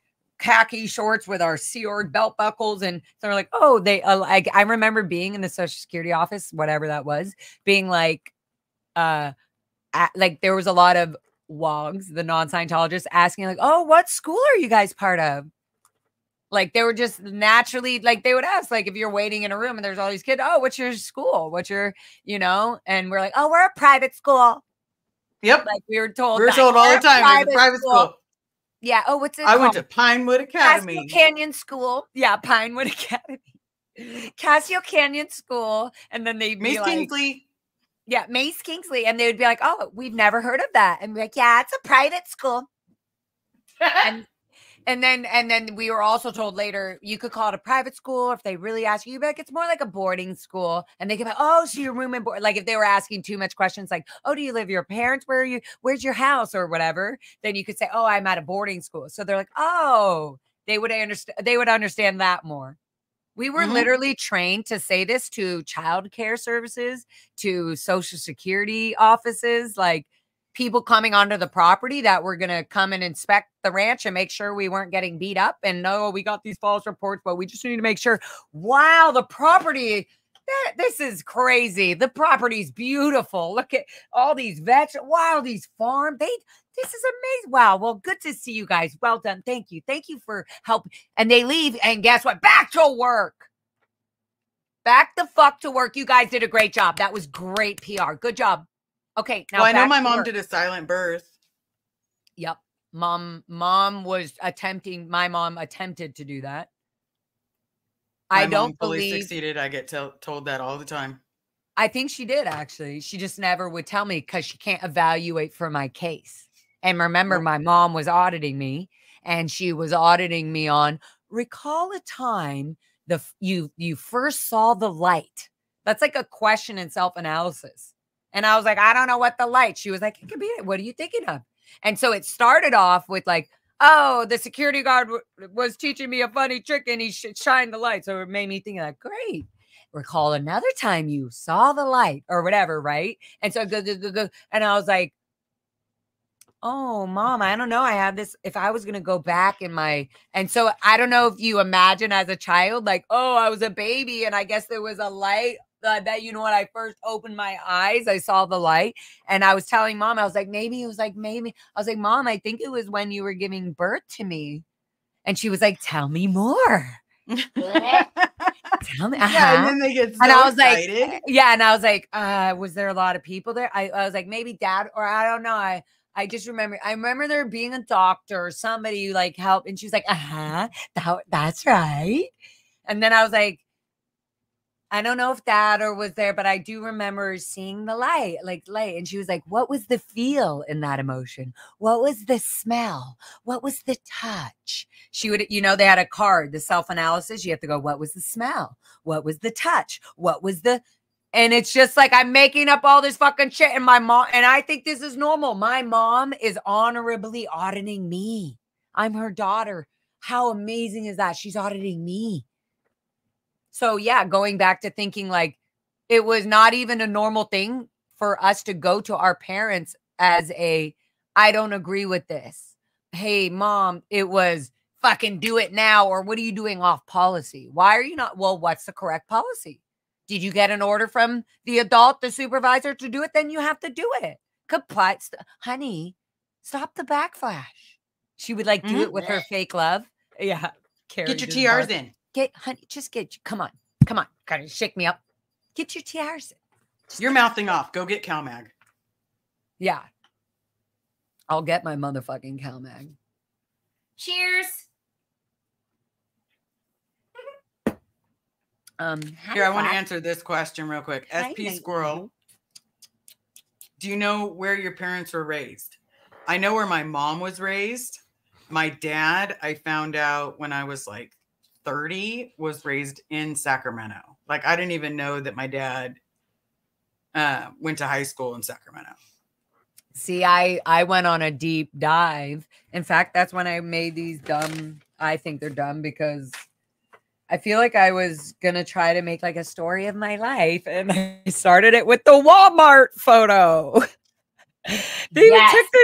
We literally took this family photo in the Sea Org. They were at Gold Base in Walmart in Hemet. Here's a good one. Sorry. Did either of you girls leave the cult, then return as adults under your own free will, like Aaron did? He rejoined in 2000 more, 12 years He more. rejoined in 2000 for 12 more years. Wait, so did either of you girls leave the cult? No, we left the cult. Well, I left. That's what I was going to at 9. Yeah, I went back at 16. So this is where we're going. Hold on. So leave that question up there. Okay. Because this is now keeping me on track with these other things. I was like, oh, when are we going to get to 10 years old, 11 years old? So 9 years old, right? So, okay. So you're not sure where you were born, but your memories are as a child being in LA, right? And then you were like, oh, we're going to Flag. Right? Wasn't it like, oh my God? Or was it not? Was it not that cool at the time? At the time, all I could think of was, oh, we'll get to go to Disney World because I cannot go to Disneyland one more time. I might kill Mickey Mouse. Why were you going to Disneyland so much? My Nana had gotten me a season pass. Oh, when you went with your Nana. Yeah. Okay. Well, okay. That makes more sense. No. Okay. So, but that was after, right? Because she kicked you out. My Nana? No, my Nana died. No. I'm saying your mom kicked you out to go be with your Nana at 9, right? No, she kicked me out to go be with her mom, my grandma Lillian. Oh, when you say Nana, I thought you meant her mom. It's my when grandma, you say it's Nana, my dad's it's a mom's. different. Yeah, it's my mom's dad's mom is my Nana. So technically she's my great grandmother. Okay. Okay. I'm glad we clarified that, because that. Okay. So then 9 years old, you go with her mom. Your mom's mom. Awful. Yeah. Awful. And dad is still, describes it mildly. And your dad, Bob Ferris, still this whole time is at Gold Base with my mother as well. At Gold Base this whole fucking time. And he's calling me to let me know that he misses me. Okay, I wanted to see, did he call you? Did he know you left? Did he know you were sent to go be with your mom's mom? Well, technically, he's calling me because I called him. Because I knew the org's number like nobody's business. So he's calling you and you're updating him on what you're doing now and how it's going. And he's like, oh, wow. He's like, oh, wow. No, he's like, I'm telling him that I'm miserable. Please let me come live there. You know, I'm begging him. With him after you're with your mom's mom. I was in hell. So you wanted to go to the cadet org. If he said, well, do you want to go to the Int Ranch cadet org? I would have said yes. Oh my God. See? And so he didn't. And so you were calling him saying like, I miss you. I want you to come. Can I come visit you? Or can you come visit me? Can you come get me? Can you come get me? And what did he say? What was he? What was the vibe? Like, let me see if I can get some CSW time to come see you. Yeah. So never are you going to be coming to the Int Ranch. Yeah. So it just kind of solidified my mom's saying. Was there that he didn't want something anything to do with me? Well, was there something, now that you're an adult and you know Scientology's crap and all that, was there something that you think, like, did they know you were gay at 9 years old? Or like, was there something that definitely would have stopped you from going to up lines, you know what I mean? Like, to get your clearances?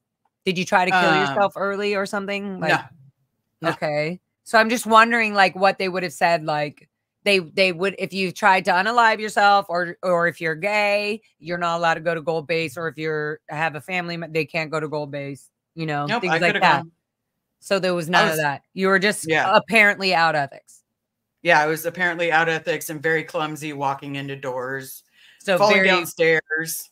PTS, what do they say? Susceptible, or whatever it is that they say, like when you're a potential trouble source. Mm-hmm. You could cause potential trouble to the Scientology. Yep. Plus, you know, I got into a couple fights at Mace Kingsley and got myself in trouble. What kind of fights? I defended this girl, Echo. She was new to AOLA. She was a new AOLA kid. Okay. In the cadet or no, when I was at PAC. Oh, so she was like same age or like younger? So you know have you ever talked to Sterling about when his time as an AOLA kid? Not at all. So I feel like, let me be honest and open, since we're open. I feel like me and Sterling, well, the only time I've seen Sterling is when we were at some like Scientology kind of meetup thing, whatever. And he just, to me, and same with Mike Brown at the time, they like even anybody that I would have seen, Justin fucking Miscavige, you know, like any of them I would have seen like, cocky or whatever. Like, oh, you still haven't grown. You're still in your little valence. Like, to me, my view, whether they were or weren't, my view of seeing them was like, fucking loser. Like, I don't give a fuck if I'm sleeping on a couch. Look at you. You're still a fucking cadet. Like, you're still like trying to be cool. I don't know. And so I've always had this thing, and I watched you and Sterling talk when you did that. And that made me weird, because I was like, why does Sterling care about, like, you know, healing Liz? Like, why does, like, to me, I'm like, I feel like I don't know Sterling. I can give him that. Like, I'm sure he's probably going to be like, you don't even know me, Megs or Laura, Megan, whatever he would call me. I mean, like, I don't know him, but I think I just have so much resentment of the Int Ranch and to older men or boy adults, because most of the cadets that were older were molesting a lot of the younger children. And to me, I'm going to say this real clear and straight up.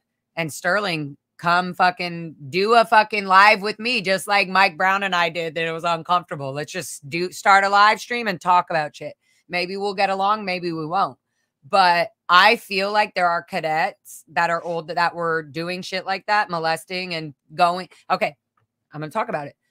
As children, being cadets in the cadet org, multiple times at nighttime, I would wake up in the middle of the night with an older cadet, Ryan Murphy, Gavin Clock. I'm going to name them, Power Coleman.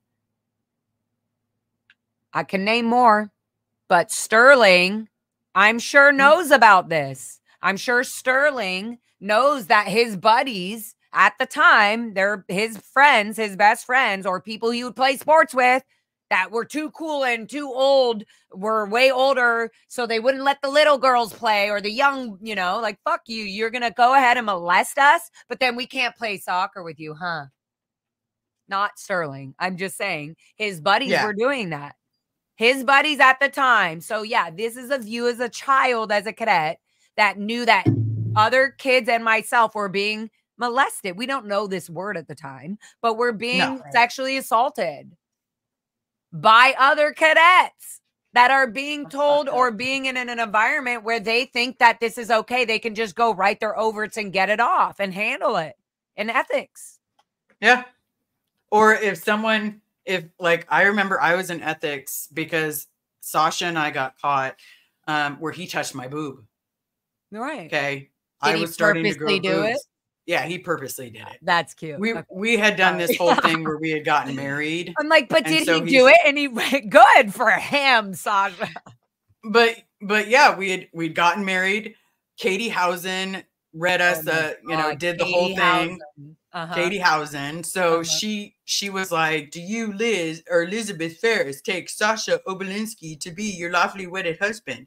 Did the whole marriage thing. Right. And so the next day he grabbed my boob and someone saw, and we were both in ethics.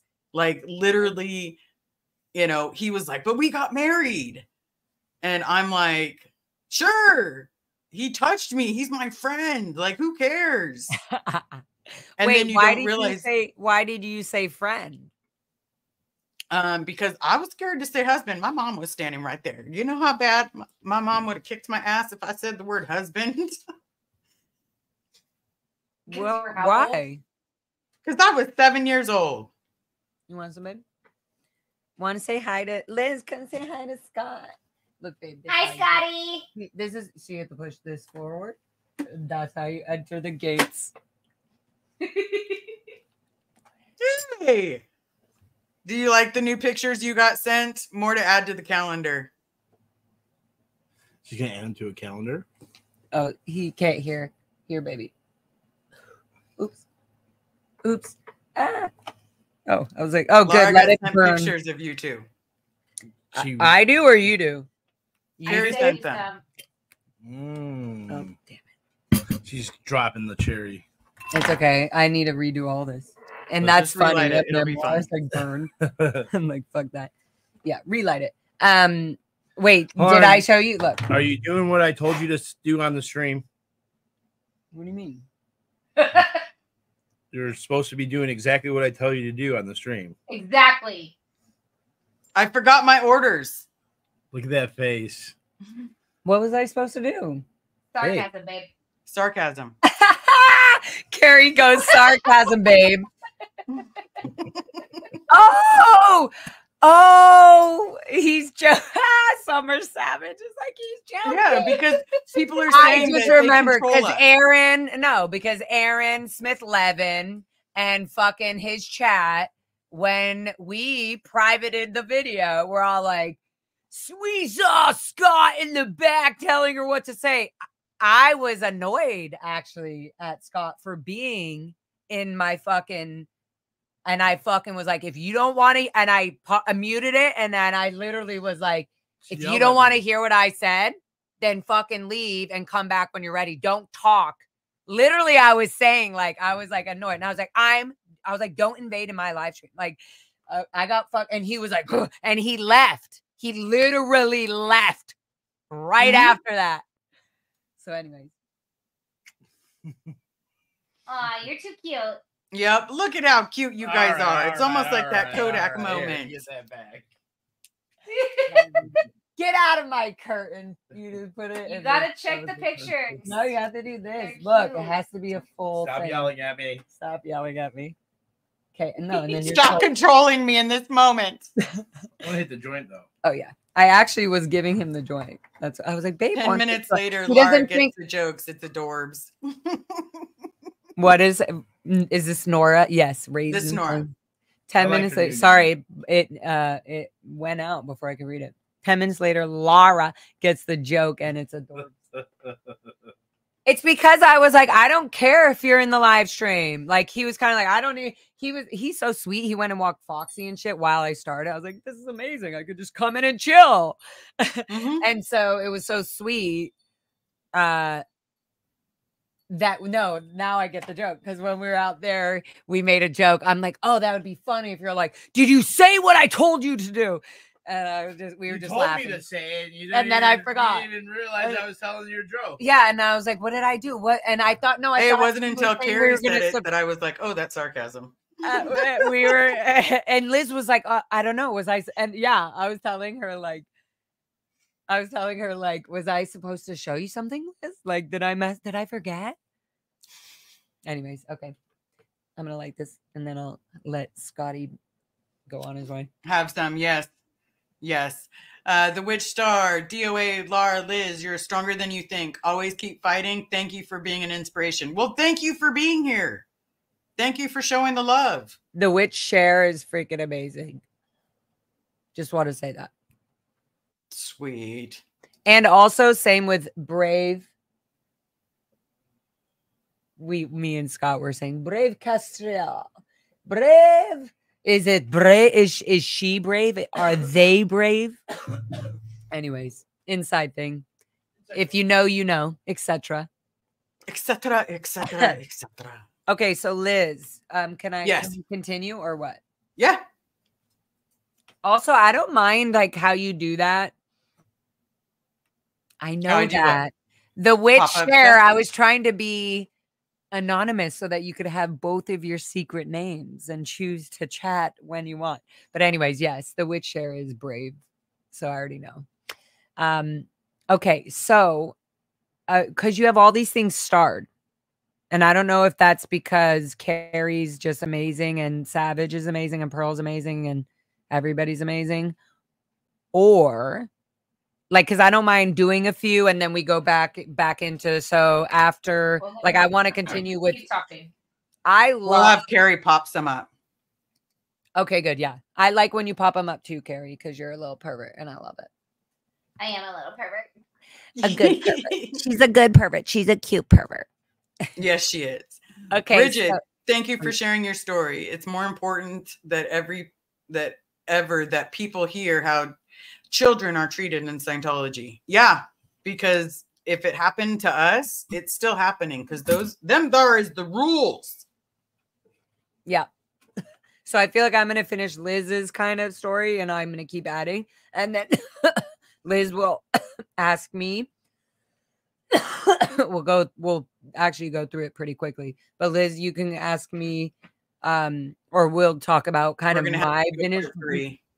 Oh, we're going to do part 2, part 3, part 4, part 5, especially just on this subject of the whole mom, dad, children, Sea Org, what happened, what the fuck was happening. Because when you're telling me your stuff, I'm going, it's so weird. It's like, I don't know how to describe it, but it feels like because I can understand, because I can break down your story and you're answering even questions I don't know, like about your grandma. And then like, why wasn't your dad there? Was your dad? Oh, he was at Gold Base. That's why. And for me, I'm like, oh, I know why. Because Gold Base, you're not allowed to. And Gold Base is You have to have clearance. Literally, it would be like military if you were allowed to be in a certain section of the military or not. Like, nope, you don't have the clearance to be here. It would be like, oh, Nope. so that's for me in my mind. I go, oh, that's why, Liz, you weren't able to just go to your dad.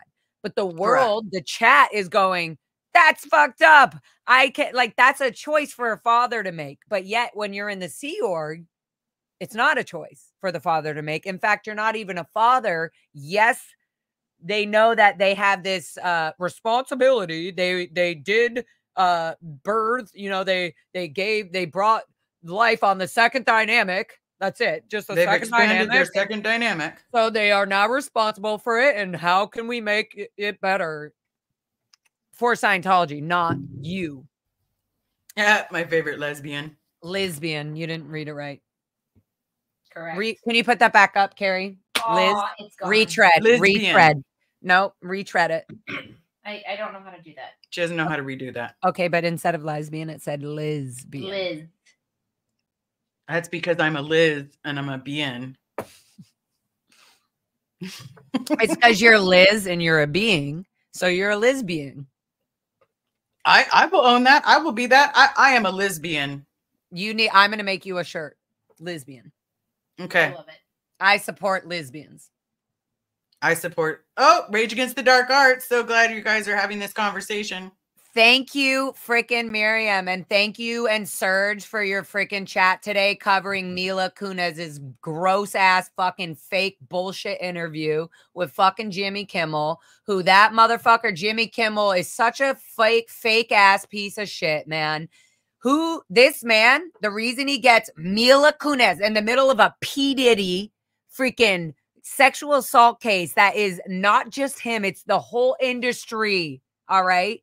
The whole industry of Hollywood. She thinks it's okay to keep an appointment, whether she made it or not before or after that. I just made up. She could have just scheduled it for her PR. But she's going to have an interview on Jimmy Kimmel about a stupid fucking movie she's doing that nobody gives a fuck or even heard about. And during this whole time, just being like, oh yeah, Ashton and his Halloween and, you know, Ashton's going to be the yellow brick road.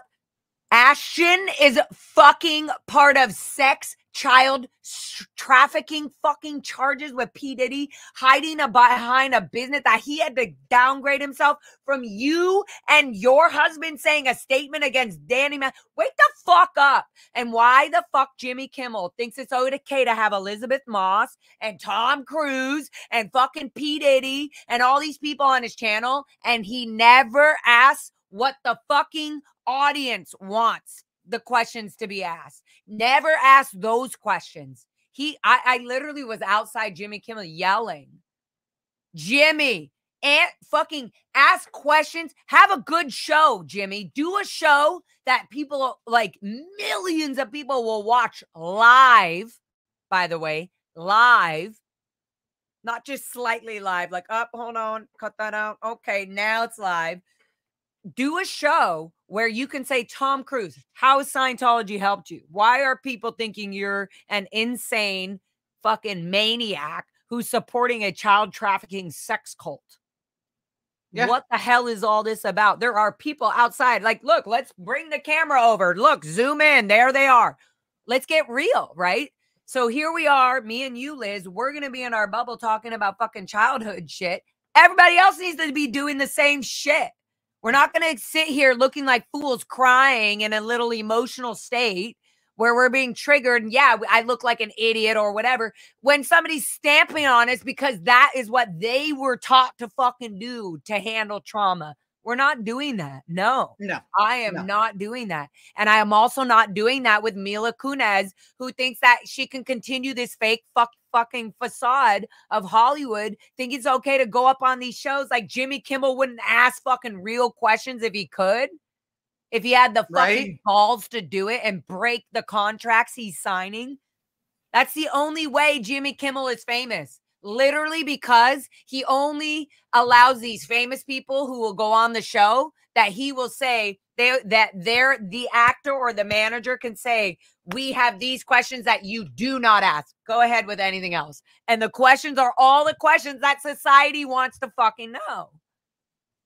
Anyways, I just went on a roll right there. But thank you all, my sweetheart, Serge Delmar and Miriam, and all you ex-Scientology babies that are fucking getting through this shit in the way you're getting through it, even if you're doing your own therapy by not speaking about it and not being in the SBTV community, but obviously watching our channels because you love us. But even touring, traveling and doing your thing the way you are and staying out of it and just being amazing. You're fucking amazing. Like all of this, Liz, that we're going through, all these arguments, all these disappointments, all these amazing things happening, like the legal battles we're winning and all this, like it's also fucking important. And it's also like, you can't just, nobody can just say, nope, we can't have this in here. It's like, nobody controls this anymore. This is actually reality for us. This is literally the first time we're able to live our lives in the reality that we get to choose.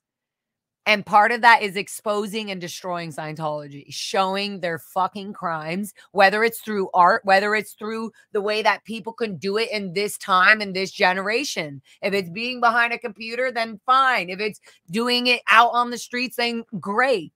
But do it right. Don't hold back and don't fucking lie.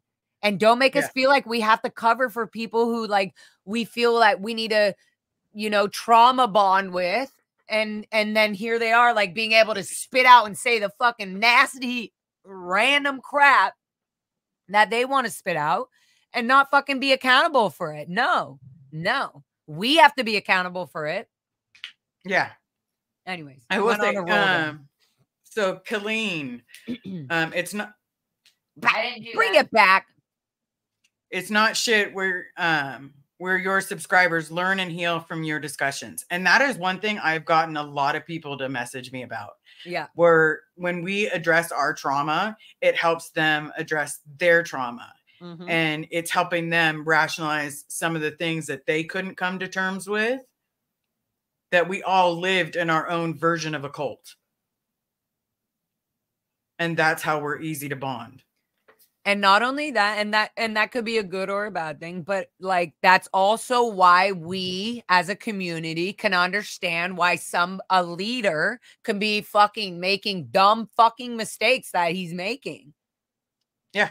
I think we would all love to see that person do good. We would love to see them actually and Jenna do good. We would like I don't think there's a deep fucking intentional hate, not by me for sure, by anybody, but it is very like, I don't know how many times I have been up on this YouTube making myself like just vulnerable, just compare, like, I don't care. I'm sobbing, letting it go. I'm like, all right, I'm just saying, even now, just saying what I'm feeling. And like, everybody needs to do that too. You can't just be like, no, we can only talk. No, you can only talk about that. That is your fucking problem, not ours. Yeah.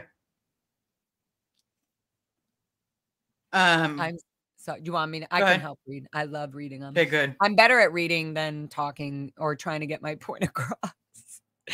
With just talking. With music and art, I could do it. But like with talking, I'm like, my words aren't enough.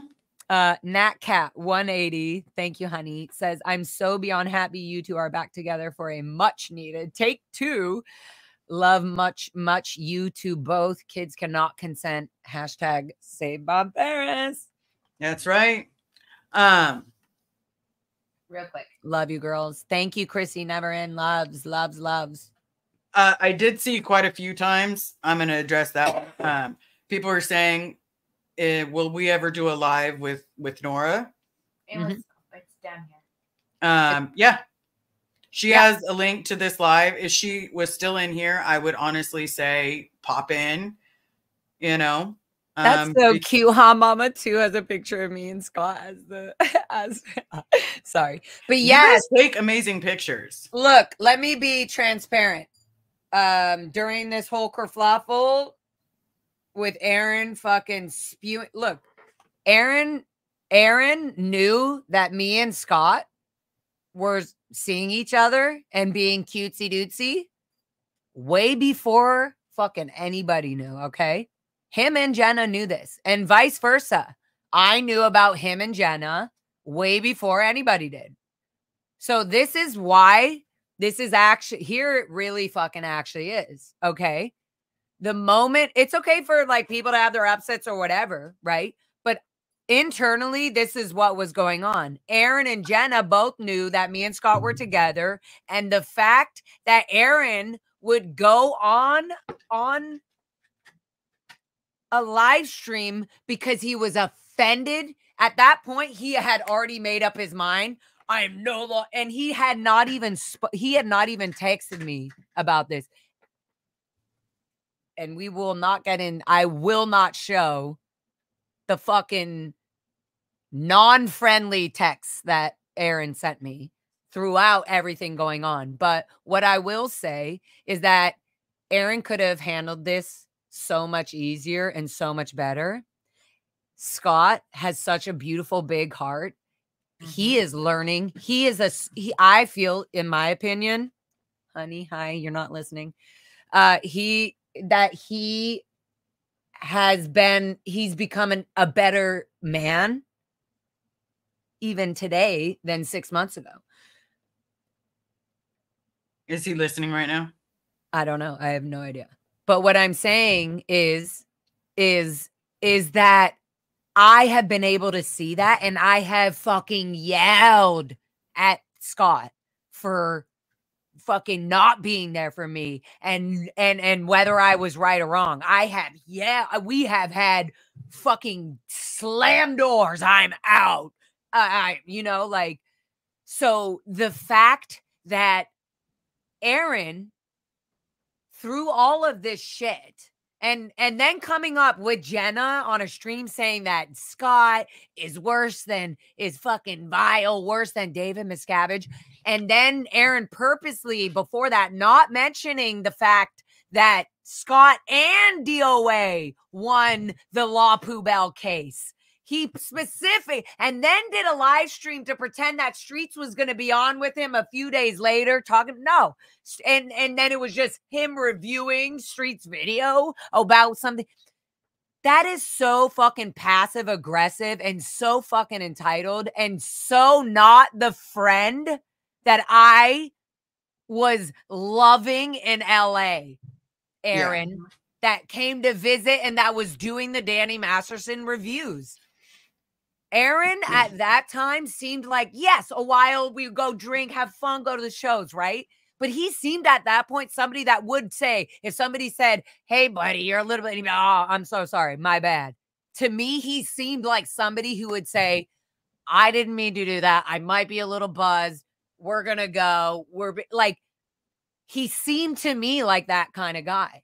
And I do believe there's still that in him. And I believe that's why Jenna is with him. And that's why they have their cute. I seen their cuteness. So I'm not going to sit here going like, what the fuck? Why are they together? I don't give a fuck why anybody's together with anybody, especially exact same reason why people thought, why are Scott and DOA? Oh my God, they're whatever. I don't care. Right.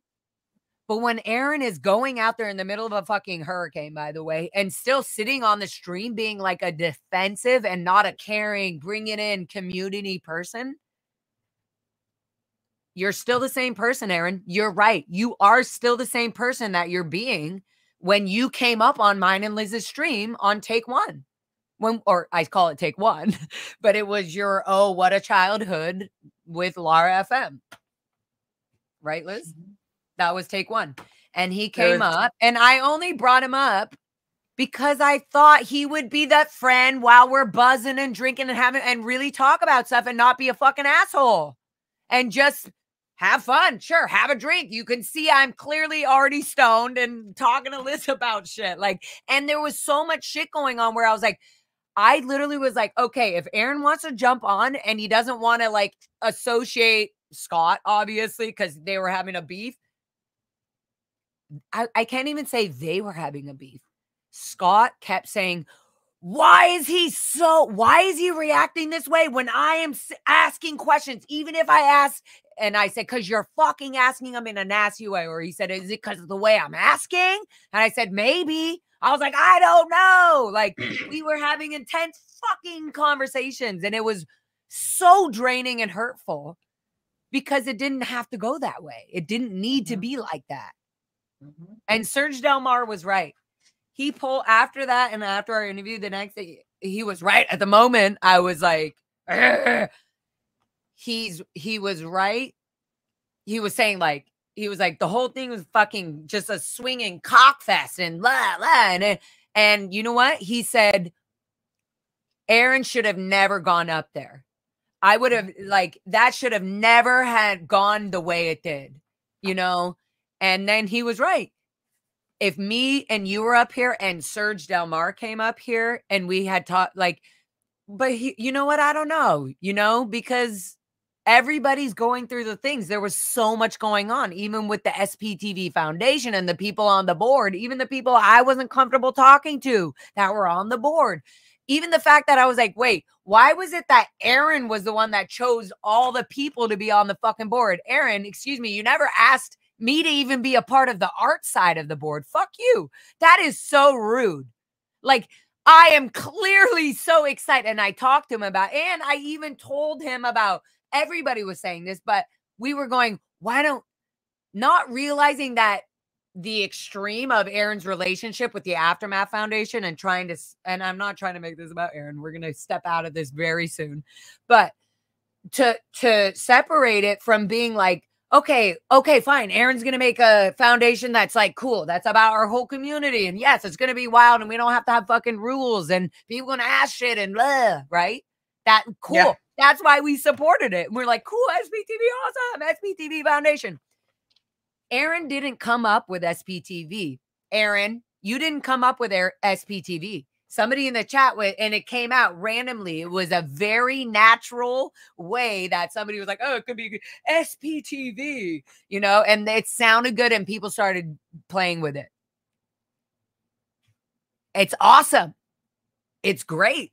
It's a great way for people to come to YouTube and kind of see all of the community of SPTV, whether you like it or not, whether I like it or not. That's why I support SPTV on YouTube, so that you can hear Aaron's story, so you can hear Liz, so you can hear Liz Gale, me, Serge, Nora, Tony Ortega. You're going to fucking hear it all because it's all part of the community. You don't control that. Nobody controls that. Once you do a hashtag, hashtag SPTV, that's internet now. This is a whole nother world. It's not your business. It's not a foundation that you can control. It's not that. So coming to that, I would say, sorry, what? Hold on. Nat Cat comment. Yeah, no, sorry. The comment made me lose respect for Jenna. Scott is not worse than fucking David Miscavige. Come on, girl. Let me, since Scott is not in the room. Okay. Let me be honest with you. He might be. When I was sitting in the hospital, if he hears me, he hears me. It's not like he wasn't there. I was going to say, I don't know. Scott would show up and sit with me during the day when I was by myself at the hospital. And he'd sit there on the phone with Pearl, with Summer, with Heather, as everybody's checking in on me. And can I just say something really quick on that? Yeah. I was in hysteria with Scott at the time because it was the whole Occupy, everything, blah, blah, blah, like had come down, and we were just trying to heal fucking men, and right. So all this going on, and I begged Scott. I said, I know you're there. I know you're somewhere. Can you please? I know he wasn't actually near there. I said, Liz and I say, please, can you go just for me? Even if you are mad, if you love me, if not, can you please just go for me? Because I know he fucking all the time was like, Liz is just so down to earth. So I knew that he had care and love for you. So I was like, I already knew that was there. And then I was like, I'm losing it. And I need time so that I can fix my head. If my head was fixed right now, I'd be right there sitting next to Liz. Can you please go be with her? And just because I know his energy. He's just there. He's soft. He's been there for people who's needed him in the fucking neediest, worst times. Like, and he's just fucking amazing. And so, yes, I'm the one who said, please, can you go? And he was like, absolutely. Like, it's not like he was like, let me think about it. No, he was like, of course, anything. He obviously loved me. We were just like, you know, nobody knew what we were going through, but like, I was like, can you please go for me? That's what I would want right now. I know that you can do whatever you want in your life right now. And he was like, absolutely no problem. He literally, but again, was like, okay, he so didn't stream a goddamn thing. No, he wasn't going there to do that. He was going to there. He was just going to there be to be with you, Scott. Yep. So when people want to say that he's more evil than David Miscavige, I'll throw down. He came to my hospital bed. Well, they said that before he even did that. And took care of Carrie, who had just had surgery. Yeah. Because I couldn't be at the hospital with you. Oh, yeah. Oh, there was definitely pizza. Yeah, he may have allegedly snuck in pizza. But my nurses were so nice. Like, when they brought me not so yummy food, they would offer me a sandwich, or they would offer Scott and I a sandwich. Like, hey, do you want a sandwich too, since we're bringing her one? Aww. Or, hey, we've got an extra tray of food. Do you want it? And he'd be like, sure. You know, give some nurses the respect, and they will reward you well. Just treat them kindly. So yeah, that was the thing. It wasn't just getting back to that. It wasn't like he wasn't doing it for clout. No, none of that. But going back to the like, just to be clear, I was very fucking disappointed in Jenna for jumping on Aaron's bandwagon of any sort. Like, Jenna's herself. She can fucking do her own shit. She has done her own shit. Like, literally her own. So like, and I've seen them together and I get their relationship. I don't know it now. Absolutely. I don't know it now. I stopped talking to Aaron the fucking day he called Scott a fucking piece of shit and did not speak up about him winning the fucking lawsuit. And when he brought Jenna on the live stream, that was it. And yes, Aaron has texted me multiple times since then. Not recently, but ending with something that everybody is saying, Aaron, is correct. You do pull people into your shit to make sure that that person feels like they're getting casted out because you are mad at them or you have a disagreement with them. So no, Nora's not the only fucking psycho one who lost thousands of followers because you're stupid at. We don't want your fucking stupid followers. If you're a fucking follower of Aaron and you unfollowed me, I'm so fucking glad. I'm so glad. And Aaron, unfollow me as well. We don't ever. In fact, let's go back down to 1,000. I'm fine with 1,000 followers. Who gives a shit? Who fucking gives a shit? This isn't fucking about that.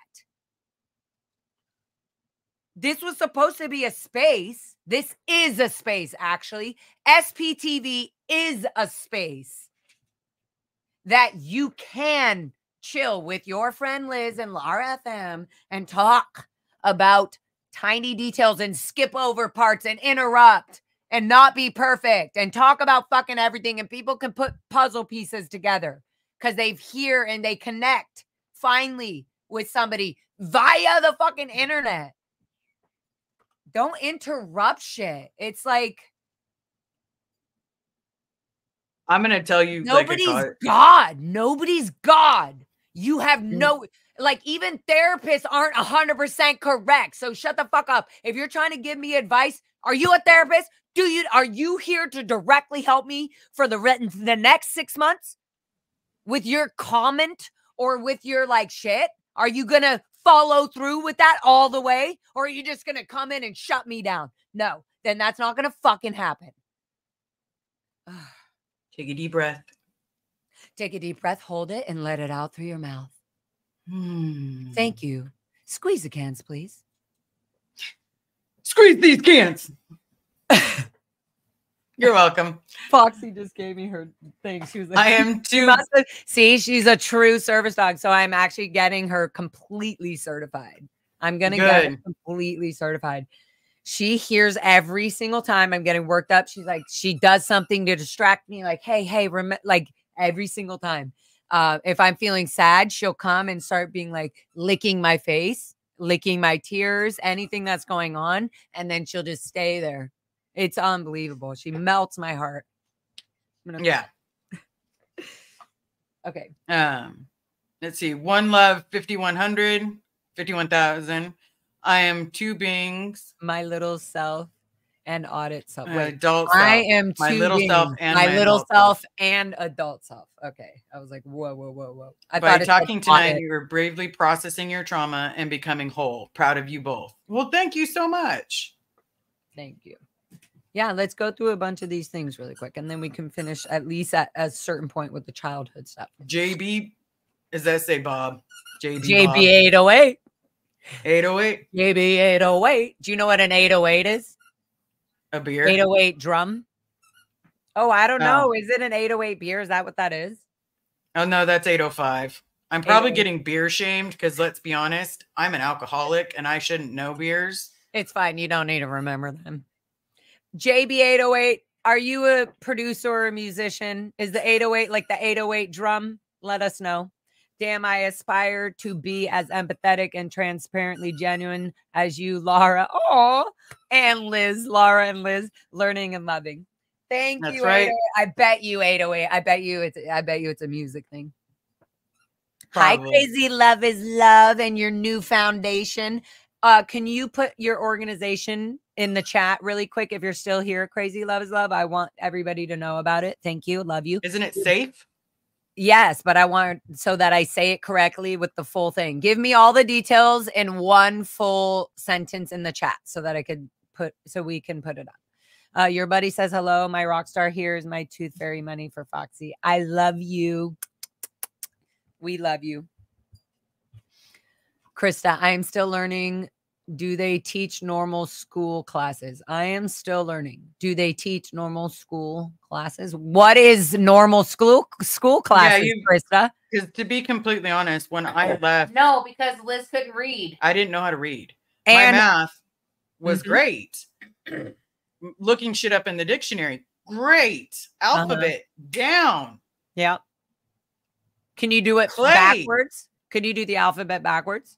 When I was a kid in multiple languages. Okay, so you could do it forward and backwards. I was just wondering. Okay, so yeah, clay. You could do clay demos. But I could not read a sentence if my life depended on it. The Cat in the Hat. Fuck you. First of all, if you don't know how to read, that book is vile.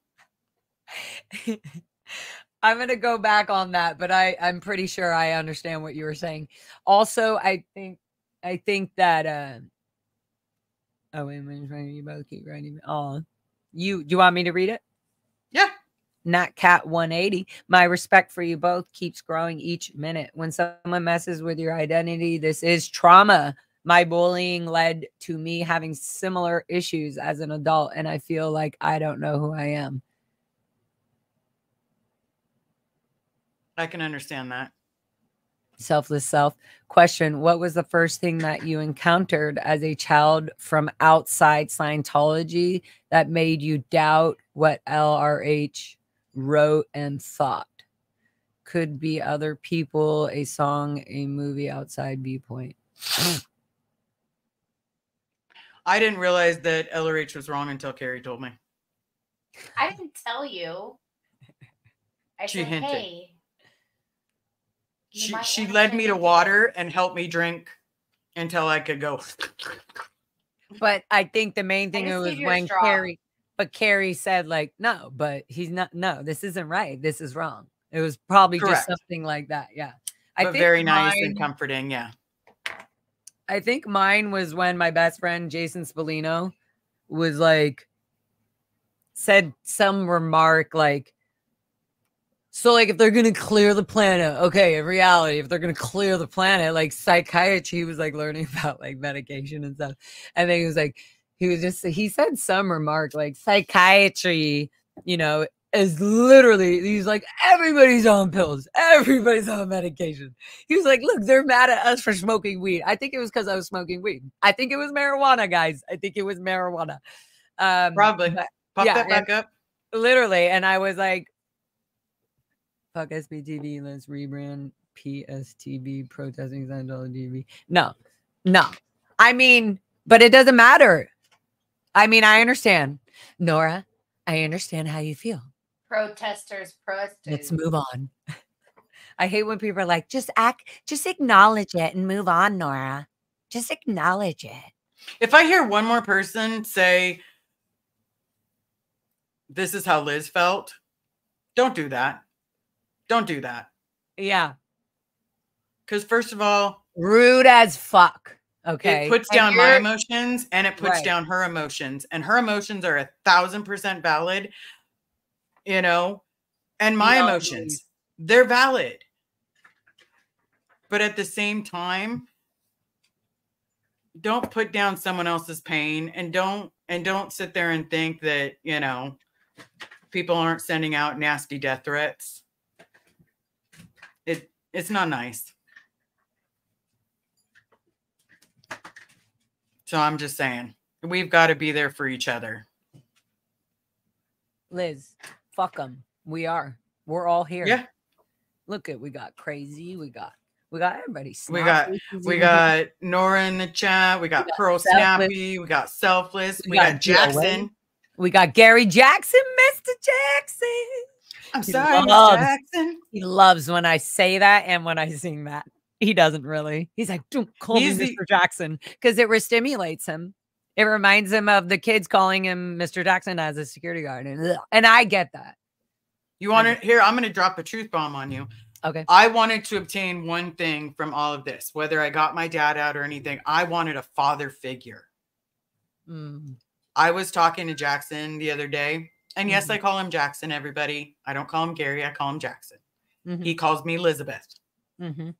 I don't argue with him. He's the only person I will let call me that. I'll call you that. You can call me no, I have anything you a want. Just similar don't call me thing late for dinner. with Jeff Hawkins. He doesn't let anybody other than his nieces and like his sweetie pies, his family members, call him Jeffy. And I'm like when I see him, and this is my mom's love for Jeff as friends and stuff was pure. They were pure friends, even in the Sea Org. And she was always like, oh, sweet Jeff, sweet Jeffy. I remember that. So I just was like, once I was talking to him on my channel and like having interviews and like learning about my mom through him, like the nice side of her and her sweetness. I don't know. The Jeffy came out. So only I can call him Jeffy Hawkins. But anyways, yeah. Hey, that's good. But I told him the other day, I was like, I wanted to obtain a father figure, and I go to Jackson. You know, if something new is happening or if I'm not okay, I go to Jackson. I need to call him. I love you, Jackson. You know I love you. He's called me like at least 5 times in 2 months with the nicest voicemails. Like, hey, kiddo, just checking in on you. And I haven't called him back, but I'm like, every time he calls me, I'm like, oh, it's like so nice. And then I don't call him back. Yeah. I suck. I suck, Jackson. And then I call him. I'm like, oh, Jackson. And then I'm like, okay, what are you up to? And he's like, well, this. And then we have long. And he's like, all right, kiddo, I love you. And then we've been, it's 2 hours later. Done. I love you, Jackson. There you go. Basically, I don't need to call you. Figure. Yeah. So Jackson absolutely has that. And let me tell you this. I feel like Gary Jackson, AKA Mr. Jackson. I also call him Gary Gare. He wanted, I believe, to always be a father, and he has that love. So I totally understand that. Liz. And, you know, besides that, you know, he's like the coolest guy ever. He's so cool. Jackson, you're so cool. He's right up there with my dad. Yeah. My boyfriend would love, like, they have similar sweet kind of calm energies. I haven't seen Jackson as crazy as my Ant-Man, but Unstoppable SB is here. don't stop her. I'm here too. West you for Coast doing this Nancy, live. Nancy.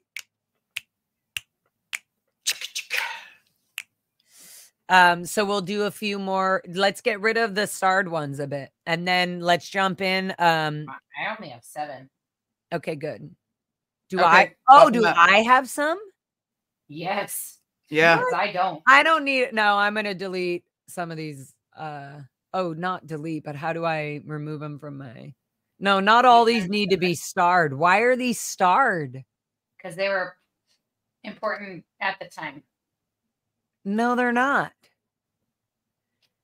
Savage, Summer. Go for 'em. Pearl, Snappy. Like why? Okay. Here's one. How many times did the SPTV call you? Call you. Oh, me? None. Mhm. Are you talking about me? None. During her hospital. Oh, when I was in the hospital? Oh. None. Like they have never called. I got me. a call from no one. I talked to Farrell Cheryl. Are you because okay? Can we talk about Farrell Cheryl? I don't know. I haven't talked to her. I don't know. I if haven't you talked to her either. I haven't The talked last to her time I recently. talked to I need her- to say that. Recently.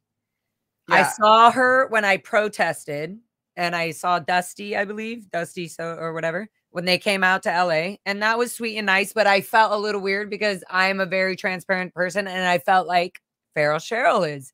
And I felt like she's fun and open and like, fuck that. Okay. Yeah. Well, it is what, like, I felt like she would be like that. And then nothing was talked about. And it's uncomfortable because I'm like, I'm not going to say, Farrell Cheryl, are you uncomfortable? No. So like, let us know. Like, did you unfollow me? If you unfollowed me, then okay. You have this idea that being friends with Aaron means you can't be friends with me. Right. Or something like this. Right.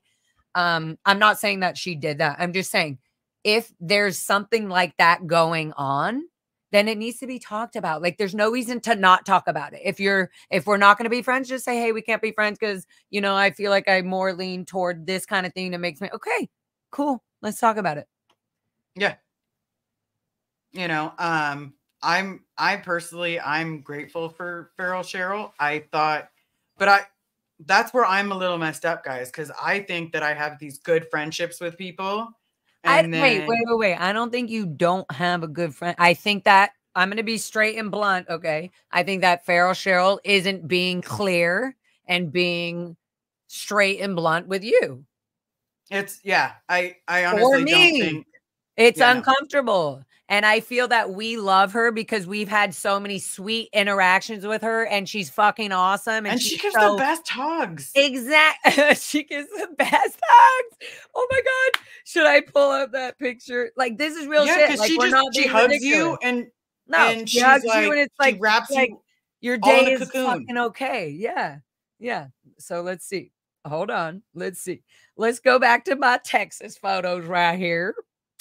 This is the last time, other than when I gave her a hug and talked a little bit, you know, during the protest in LA here, when they came to visit. Okay, we're going back. Oh, Pearl, Snappy, and Selfless, and freaking all of our Texas buddies. Yep. Okay, now we're just taking. If you can't be friends, it's because you're not friends with Aaron. Then you're in a cult and not free. I will honestly say, I'm going to just tell you, Laura, people that are saying they called me while I was in the hospital every single day, that is a bold-faced lie. Are people saying that? People are saying that. Yeah, there's a couple. There's a couple people saying that they called me every single day. They text me every single day. I got a phone right here that says, liar, liar, pants on fire. The only people that I talk to, and I'll get to that in just a second.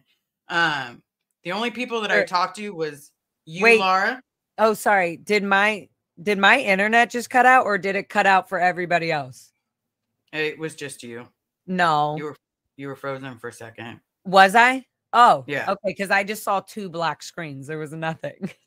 I was looking, and I was like listening to you, and then nothing. And I was like, Liz, tell me what you were saying. So, you know, okay. I talked to, yes, I did talk to Nancy Drew. She messaged me to see if I was okay.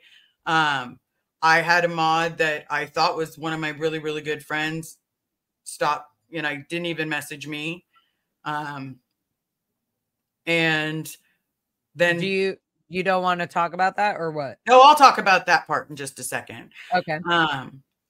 I had Pearl, Selfless. I had DOA in the hospital room with me. I had Heather and Summer. I had you. I had my wife. And then I had Alicia. And really, that was it.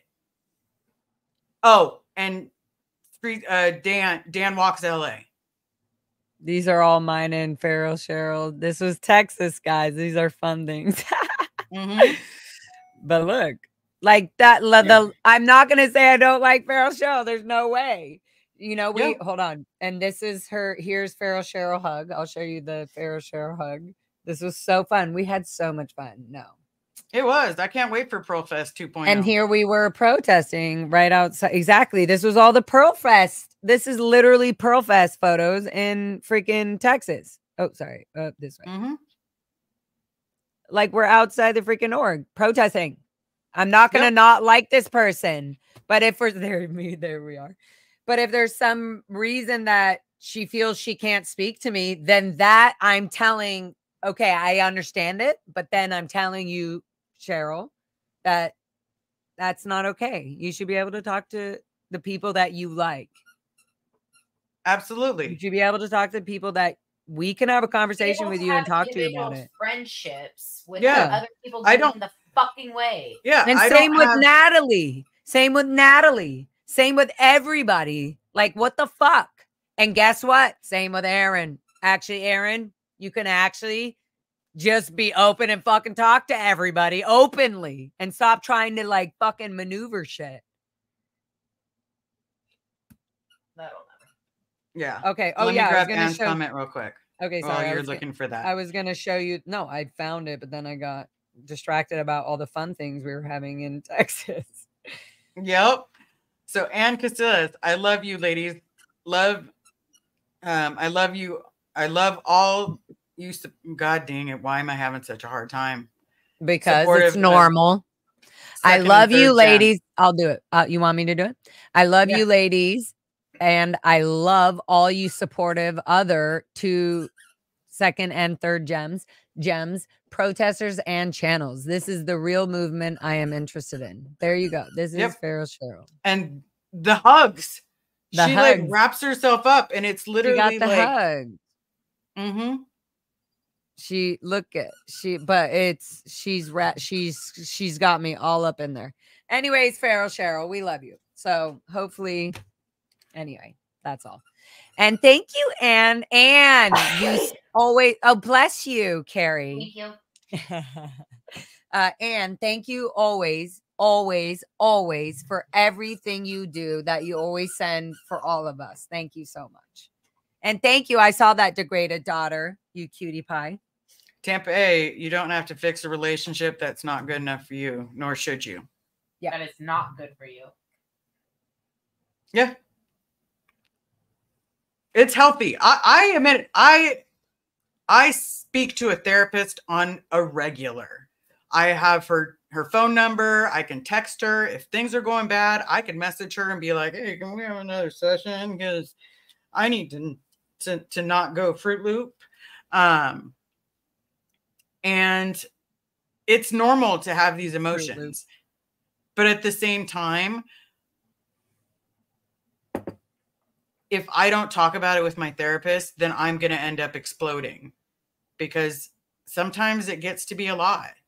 We're going over childhood stuff where we're trying to have a conversation and get through it without being overly emotional. And yes, I understand emotions are real and they happen. But when you grow up being told, get your TRs in for long enough, or I'll give you a reason to cry. Oh, I hate that sentence. What? I'll give you a reason to cry. I'll give you a reason to cry. Yeah. You know, it's hard to show emotion. So when we do show emotion, it's because I'm on emotional overload. And yeah, and we no pouring longer. out now the That's wrong what's way. shitty. Actually, most of the time when we're crying or fucking, when I'm telling Aaron, I'm on emotional overload when I'm going like, we can't even talk to you, and I'm sitting here going like, oh no, maybe this is my childhood trauma. I shouldn't walk away and leave, right? And I'm like, well, then I'll leave my live stream on and just go. Like, I don't know. I don't want to fucking keep being here feeling like a small child. Like, and it's not just Aaron that this has happened multiple times throughout our lives. This happens at work. This happens so many times where our immediate reaction is to just feel small and cry and feel like a little child or a helpless child and not cry and just keep our tiaras in and be quiet. Mm-hmm. No, we're not going to fucking do that anymore. What the fuck is the problem with us just saying how we feel and say, hey, what's up with this? What's up? Oh, why not just answer and say how it is? Why are we being PR bitches? Why are we trying to PR structure shit? That's Scientology bullshit. Who gives a fuck about, you know what is so fucked up? When we need to go protest the Jimmy shit,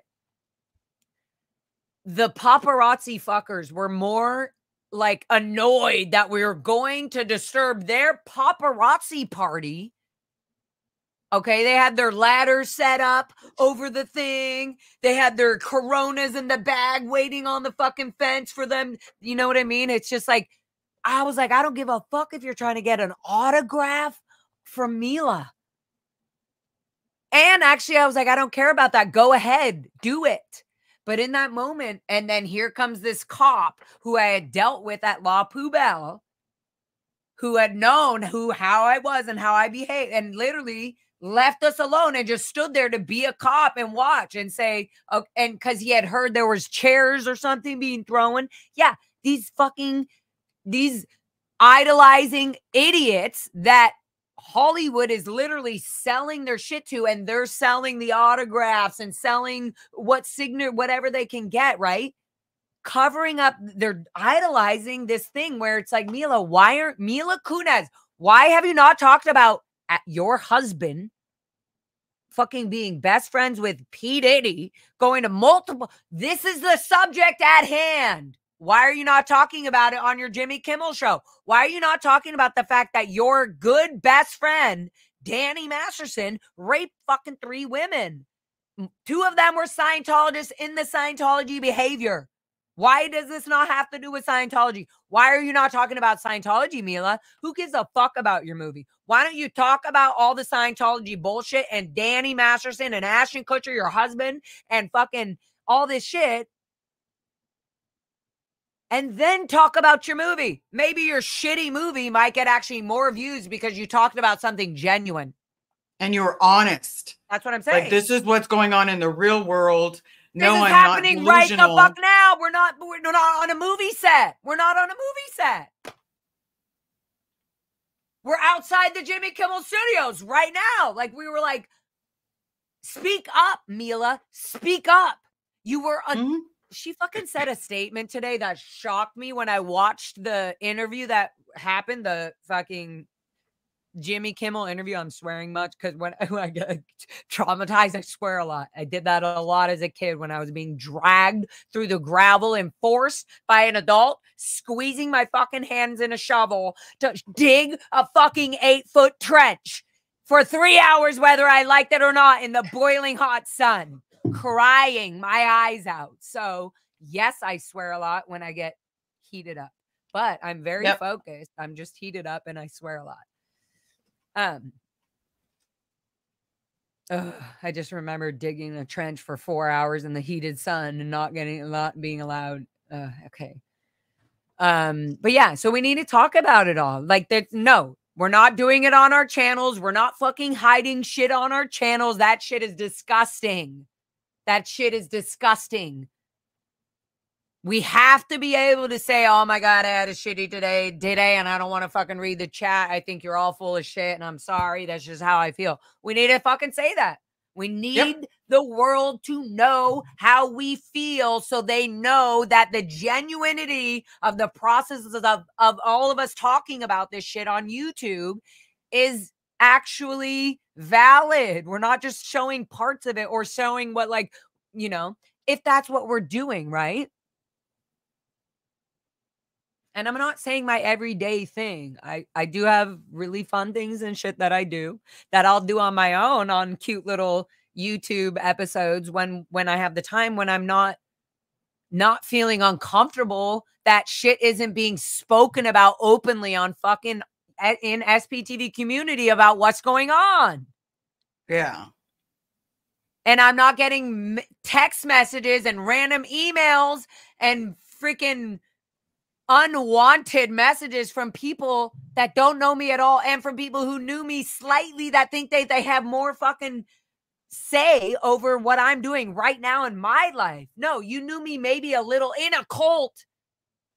How dare you come at me with a message like that? No, I have more respect for myself. I've been through more fucking therapy and shit than you have. I can see it by the way you're treating this whole situation. I'm not going down that road. We're not doing that. You're going to learn it or you're not.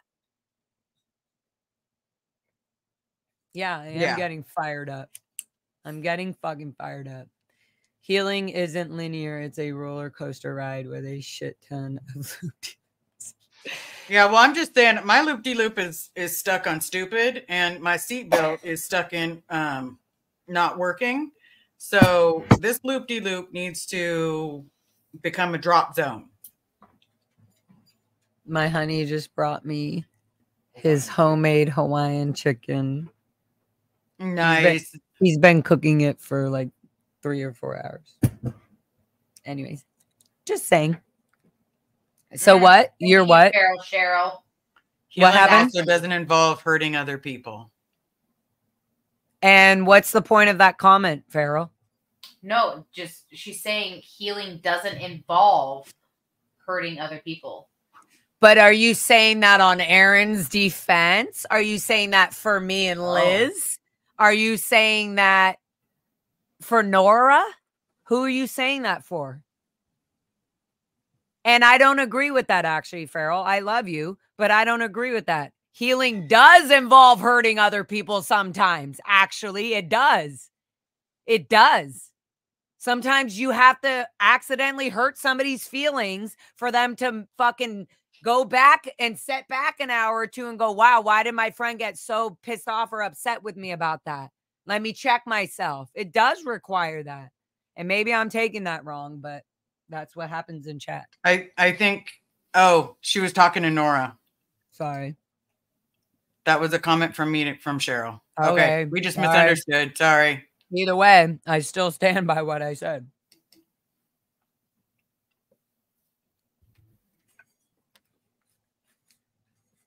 Cheryl. They just said that. Okay. Farrell, Cheryl, you don't need to be, I'm out. You don't need to do that. Literally. And yeah. There's no reason to do that. Nobody wants you gone. We all literally love you, Farrell. We all love you. So if you're feeling like you need to leave, check your relationship with Aaron. And Aaron, you can fucking heal all this super easily. You can literally be like, all right, I'm working on myself. I fucking love you all. I'm not trying to fucking ruin and break all my relationships. You can literally just be like, I'm going to figure it out. And then I can come back. That's not going to happen. But anyways. No.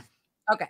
Okay. So anyways, cool. Let's go back to 9 years old. We're going to finish that all up on your end because I also bring mine. And then we can end whenever you want. I just wanted whatever your timing is, because you know me, I can do this for 8 hours. So well, I know you guys can do this for 8 hours, but I'm at the tap point. That's but what I'm saying. What we can do is schedule another live and which continue, we will. because I'm going over my childhood in therapy. And in order to go through my child in therapy, I'm going to talk about a lot of the stuff on here. Good. A lot of this stuff that we went through and that you asking me questions like, hey, you grew up with this. What did you grow up with? You know, where were you? Mm-hmm. All of that helps me address it. And if I can address it all, I can get past my past. Yeah, I love that. Yeah, and you can kind of enjoy it in a more healing way. You can be like, oh, well, Yeah. you can instead of feeling like you're right there again in the moment when we're talking about it, you can like, we both can. I'm saying you, like we as people who have been through this, you can kind of like come back to it like, interesting, that makes sense that I behaved that way and all this happened. This makes total sense. Yeah. I love it. Absolutely. Okay. And I love you so much. We can keep going maybe for 5 more minutes. If anybody has Yeah. like one last question or big cutie pie things or whatever, put it Any in last- now. And then Yep, we'll, throw me it and in. you let me know when you're like ready to do part 2. And then maybe I can actually, I want to do like a quiz. You do a quiz for me. I do a quiz for you on things that we both have questions about that we don't know that of each other, that would really explain to the crowd and everything how like just stories and chunks of our lives that we know each other, that we know about each other, but we don't know like certain details. Like sewing the fact that you like sewing the part that your dad is at Gold Base and that's why he wasn't there to be like, fine, I'll handle this flap, Liz. This Liz flap at 9 years old. Who's gonna handle this child? Yep. Yeah. All right, my baby loves. Okay, anything? All right. Oh, you got more here. You got. Do you have? I think there's. Okay, maybe it's just me. Okay, All right. Well, I didn't see any additional questions or concerns pop up. Concerns. Liz, Laura, we have a concern. And Nora, do you feel being open about all this does help you healing? Your healing. I think so, because honestly, this is how we really feel. This is it. There's no his side, her side. There's no cool clique. We have a group of friends that say hi to each other and we just make an effort. The phone works 2 ways, people. You know, if people want to be in our friendship, they call us occasionally. They don't say that they call us. They actually call us. That's why certain people are still our friends. That's why I will ride or die for Pearl. I will ride or die for Heather, for Summer, for Selfless, for DOA, because he showed up at my hospital bed. For Laura, you call me and I will drive down there. I don't care what the situation is. You call me and I'm there. I don't just need like that. I said before. I know. I'm gonna come to you anyway. Okay, good. Yay. And Carrie. Coming, she just coming said to the yay. lake soon. Get some lake time, yes. So we will plan this like maybe next week. I don't know what your schedule is, but we'll talk about it. So that I'm way open. we can... I'm open during the week. I'm busy this weekend, working. Okay. Question. So I'm Liz, literally. when We did can do Pokemon- 2, 3, 4, 5. We'll do take 2, take 3, take 4, take 5. There we go. Pokemon became a part of my life about 2 years ago. I didn't have anything besides the comic books that I really attached as a childhood, and learning about Pokemon really gave me something to connect to feel like was mine and like a childhood piece. I got to feel the adrenaline rush and the race of, oh my God, I found a card, you know, and oh, I didn't get one this one, but it's okay. You know, that the same thing that little kids get to enjoy right now. It just meant a lot to me. I have things like that, but that's why I'm like, if Liz likes Pokemon and all that, let her have it. Let her love it. Let her adore it. Let her be her fucking thing to have. Like, what the hell? Yep. I adore it. Leave just people like alone. Murder, She Wrote and Matlock and Perry Mason and all these weird shows, because we only got like an hour of TV a day.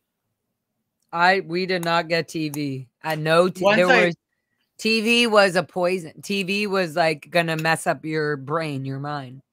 It's like putting Reactimine images in your mind. There was no TVs at the end.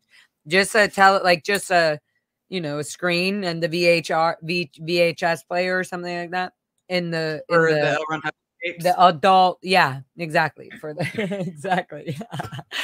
Or if you got permission, if you were older, if you were trying to get older at the end rants, like in your teens, then you were allowed to like officially, if you CSW to get a day off libs, then maybe you would be able to watch a movie or something like you know, Dances with Wolves or something, you know, very, very okay. I like Dances with Wolves. I love it. But it's probably because I was one of the only movies I was allowed to watch. But okay. So I was only allowed to watch like TV when it came to like certain shows, when it came to, you know, living with my mom, certain shows that she likes. So it was a whole bunch of Star Wars, Star Trek, you know, things like that. It wasn't until I went to live with my Aunt Cindy, you know, I was, oh God, I think I was 11 or 12. And I finally got to see what 90210 was about. I finally got to see what ER was about. So wait, how old were you now at that time? I think I want to say I was like 12 years old. And I finally got to watch, watch the rest of the seasons of Saved by the Bell. And I was like, oh my God, that's the best show ever.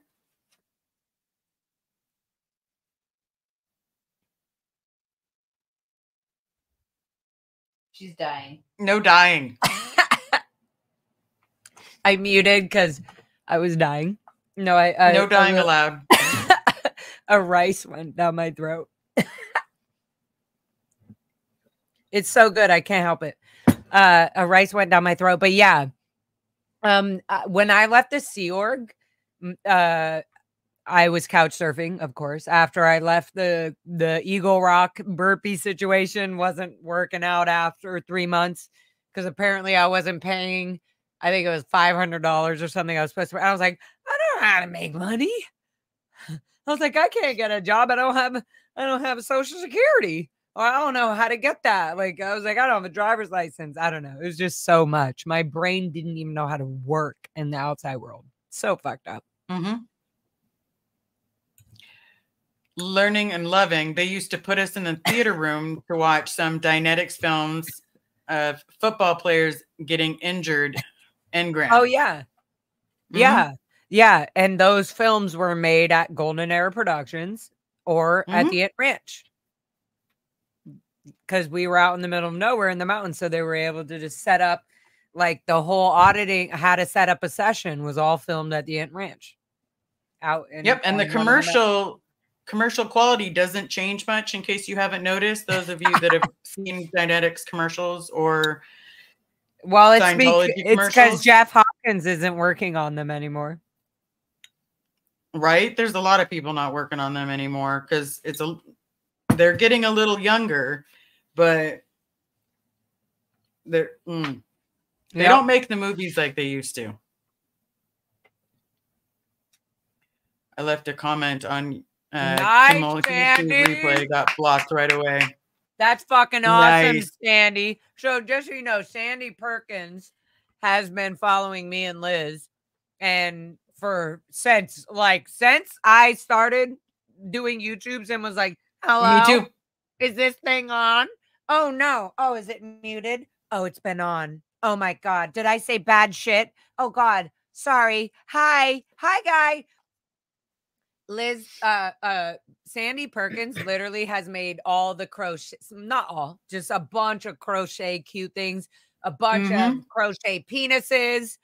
They're on the website, Laura FM website.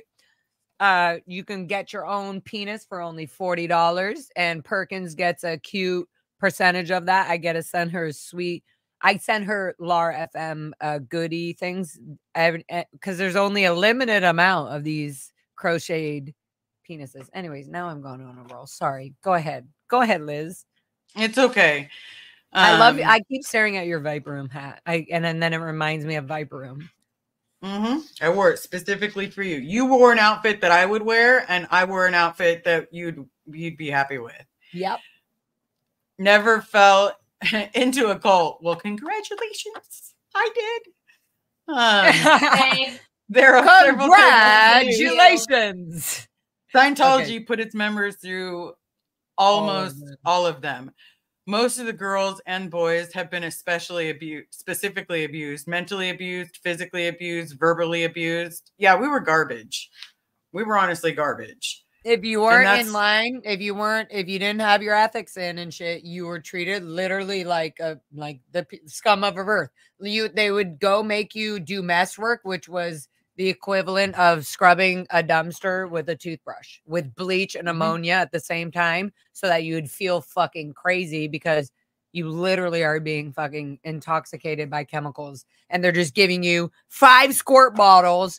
And if you mess up and choose the wrong one, that's on your fault. Yeah, then you were the one that was out ethics, and you will be the one. If you got sick, that's your problem. If you fainted, that was your problem. You brought it in. Yep, you pulled it in. You pulled it in. Yep. Pulled it in. Thank you. Sorry. Yeah. Get it right, Carrie. God damn. I know. Liz, I'm a vintage toy collector, so I admire collecting Pokemon. Thank you. I have quite a bit of stuff. One of my newest favorites. See, a friend of mine came to the hospital with me. And while I was at the hospital feeling like I could die, they had no idea that they knew that I liked Pokemon and did not know that Porygon was one of my favorites. Brought it to me while I was in the hospital room. And so now it goes right on the shelf. That's very cute. So they were just taking care of you, and then they were like, "Oh, I came they brought home me flowers." and oh my God, what the fuck, right? Yeah, how horrible of Scott to do that for me. I'm just saying. He's laying on the bed now, I can see him, but I don't know. Scott, you're an asshole. He's not. It's in my ears, guys. He can't hear it. He can't hear anything. Okay. Oh, he'll hear it once we revisit. Well, yeah, it'll be all over Reddit about how amazing he was. Yeah, apparently Scott's amazing. Yep. Just saying. Allegedly. That would be funny if Reddit put allegedly Scott is amazing. Yep. DOA. Maureen, if you were still in, would you be at Blue? Oh yeah, where would you be if you were still in the Sea Org right now? Oh my God, I would be at Golden Era. You would. That's right. Yep. Liz would have made it finally to gold, and she would have been so happy. And then you would have been okay with the abuse up there. You would have been okay with whoever was gonna be fucking ordering you around. Yeah, and I already qualified because I was in Div 7 and I was HCO qual. Yep. So, yep. And you were born and raised in this shit your whole life. Like whether it was in the Sea Org your whole childhood or just by your own family member or something. Yep. Your dad is at gold, so they could have absolutely. Let's see, there goes the something got unplugged. Hold on. Foxy unplugged something.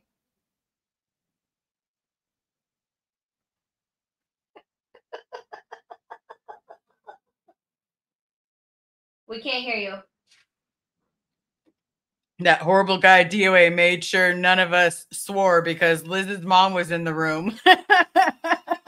Yep, he got mad at everybody for cussing. Okay, try again. That's a good question. So you would be over your own dad? Technically, yes. Still can't hear you. Still can't hear you. Something's unplugged. All right. Nope. Aw, Foxy. Yes, because my dad was in a different department, but I would have been HCO. Oop. Hopefully she'll be back, and if not, what we will do is we will reschedule this for another time. Am I glad that I'm not at Golden Era? Absolutely. Am I glad that I am with the love of my life? Yes. Bleach and ammonia are a toxic combination. Yeah, we could have died at any moment. I want to say thank you, everyone, for being here. Thank you, everyone, for showing up. Smash the like, show the subscribe button a little bit of love. And you know what? We will talk about this again another time. Oh, let's see. Can we hear you? Can you hear me? Yep. Yes. Okay. No, that was We okay. can hear you now. And Okay, so the same way that we start this is the same way that I will always finish it. Okay, yeah. You said you were gonna end it. Yeah. Okay, good. Okay, well, All I right. love Read you. this one. I didn't Hold hear on. whatever just went on. It's okay. We learned a lot tonight. Liz is a Brit and allegedly Scotty has a heart. Yes. A really, really Allegedly. big one. Auntie Allegedly. M. Auntie M. We've learned a lot tonight. This is how I read it. Liz apparently is British and Scotty's got a big heart. Yep. Mhm. Yeah. He does. He makes Yes, There yes. goes the microphone. It's here. Yes. Fox You're gave here. me all the kinds of loves and kisses. So too bad. All right. So the same way I always start it will be the same way that we finish it. And that's with the amazing Laura FM. So now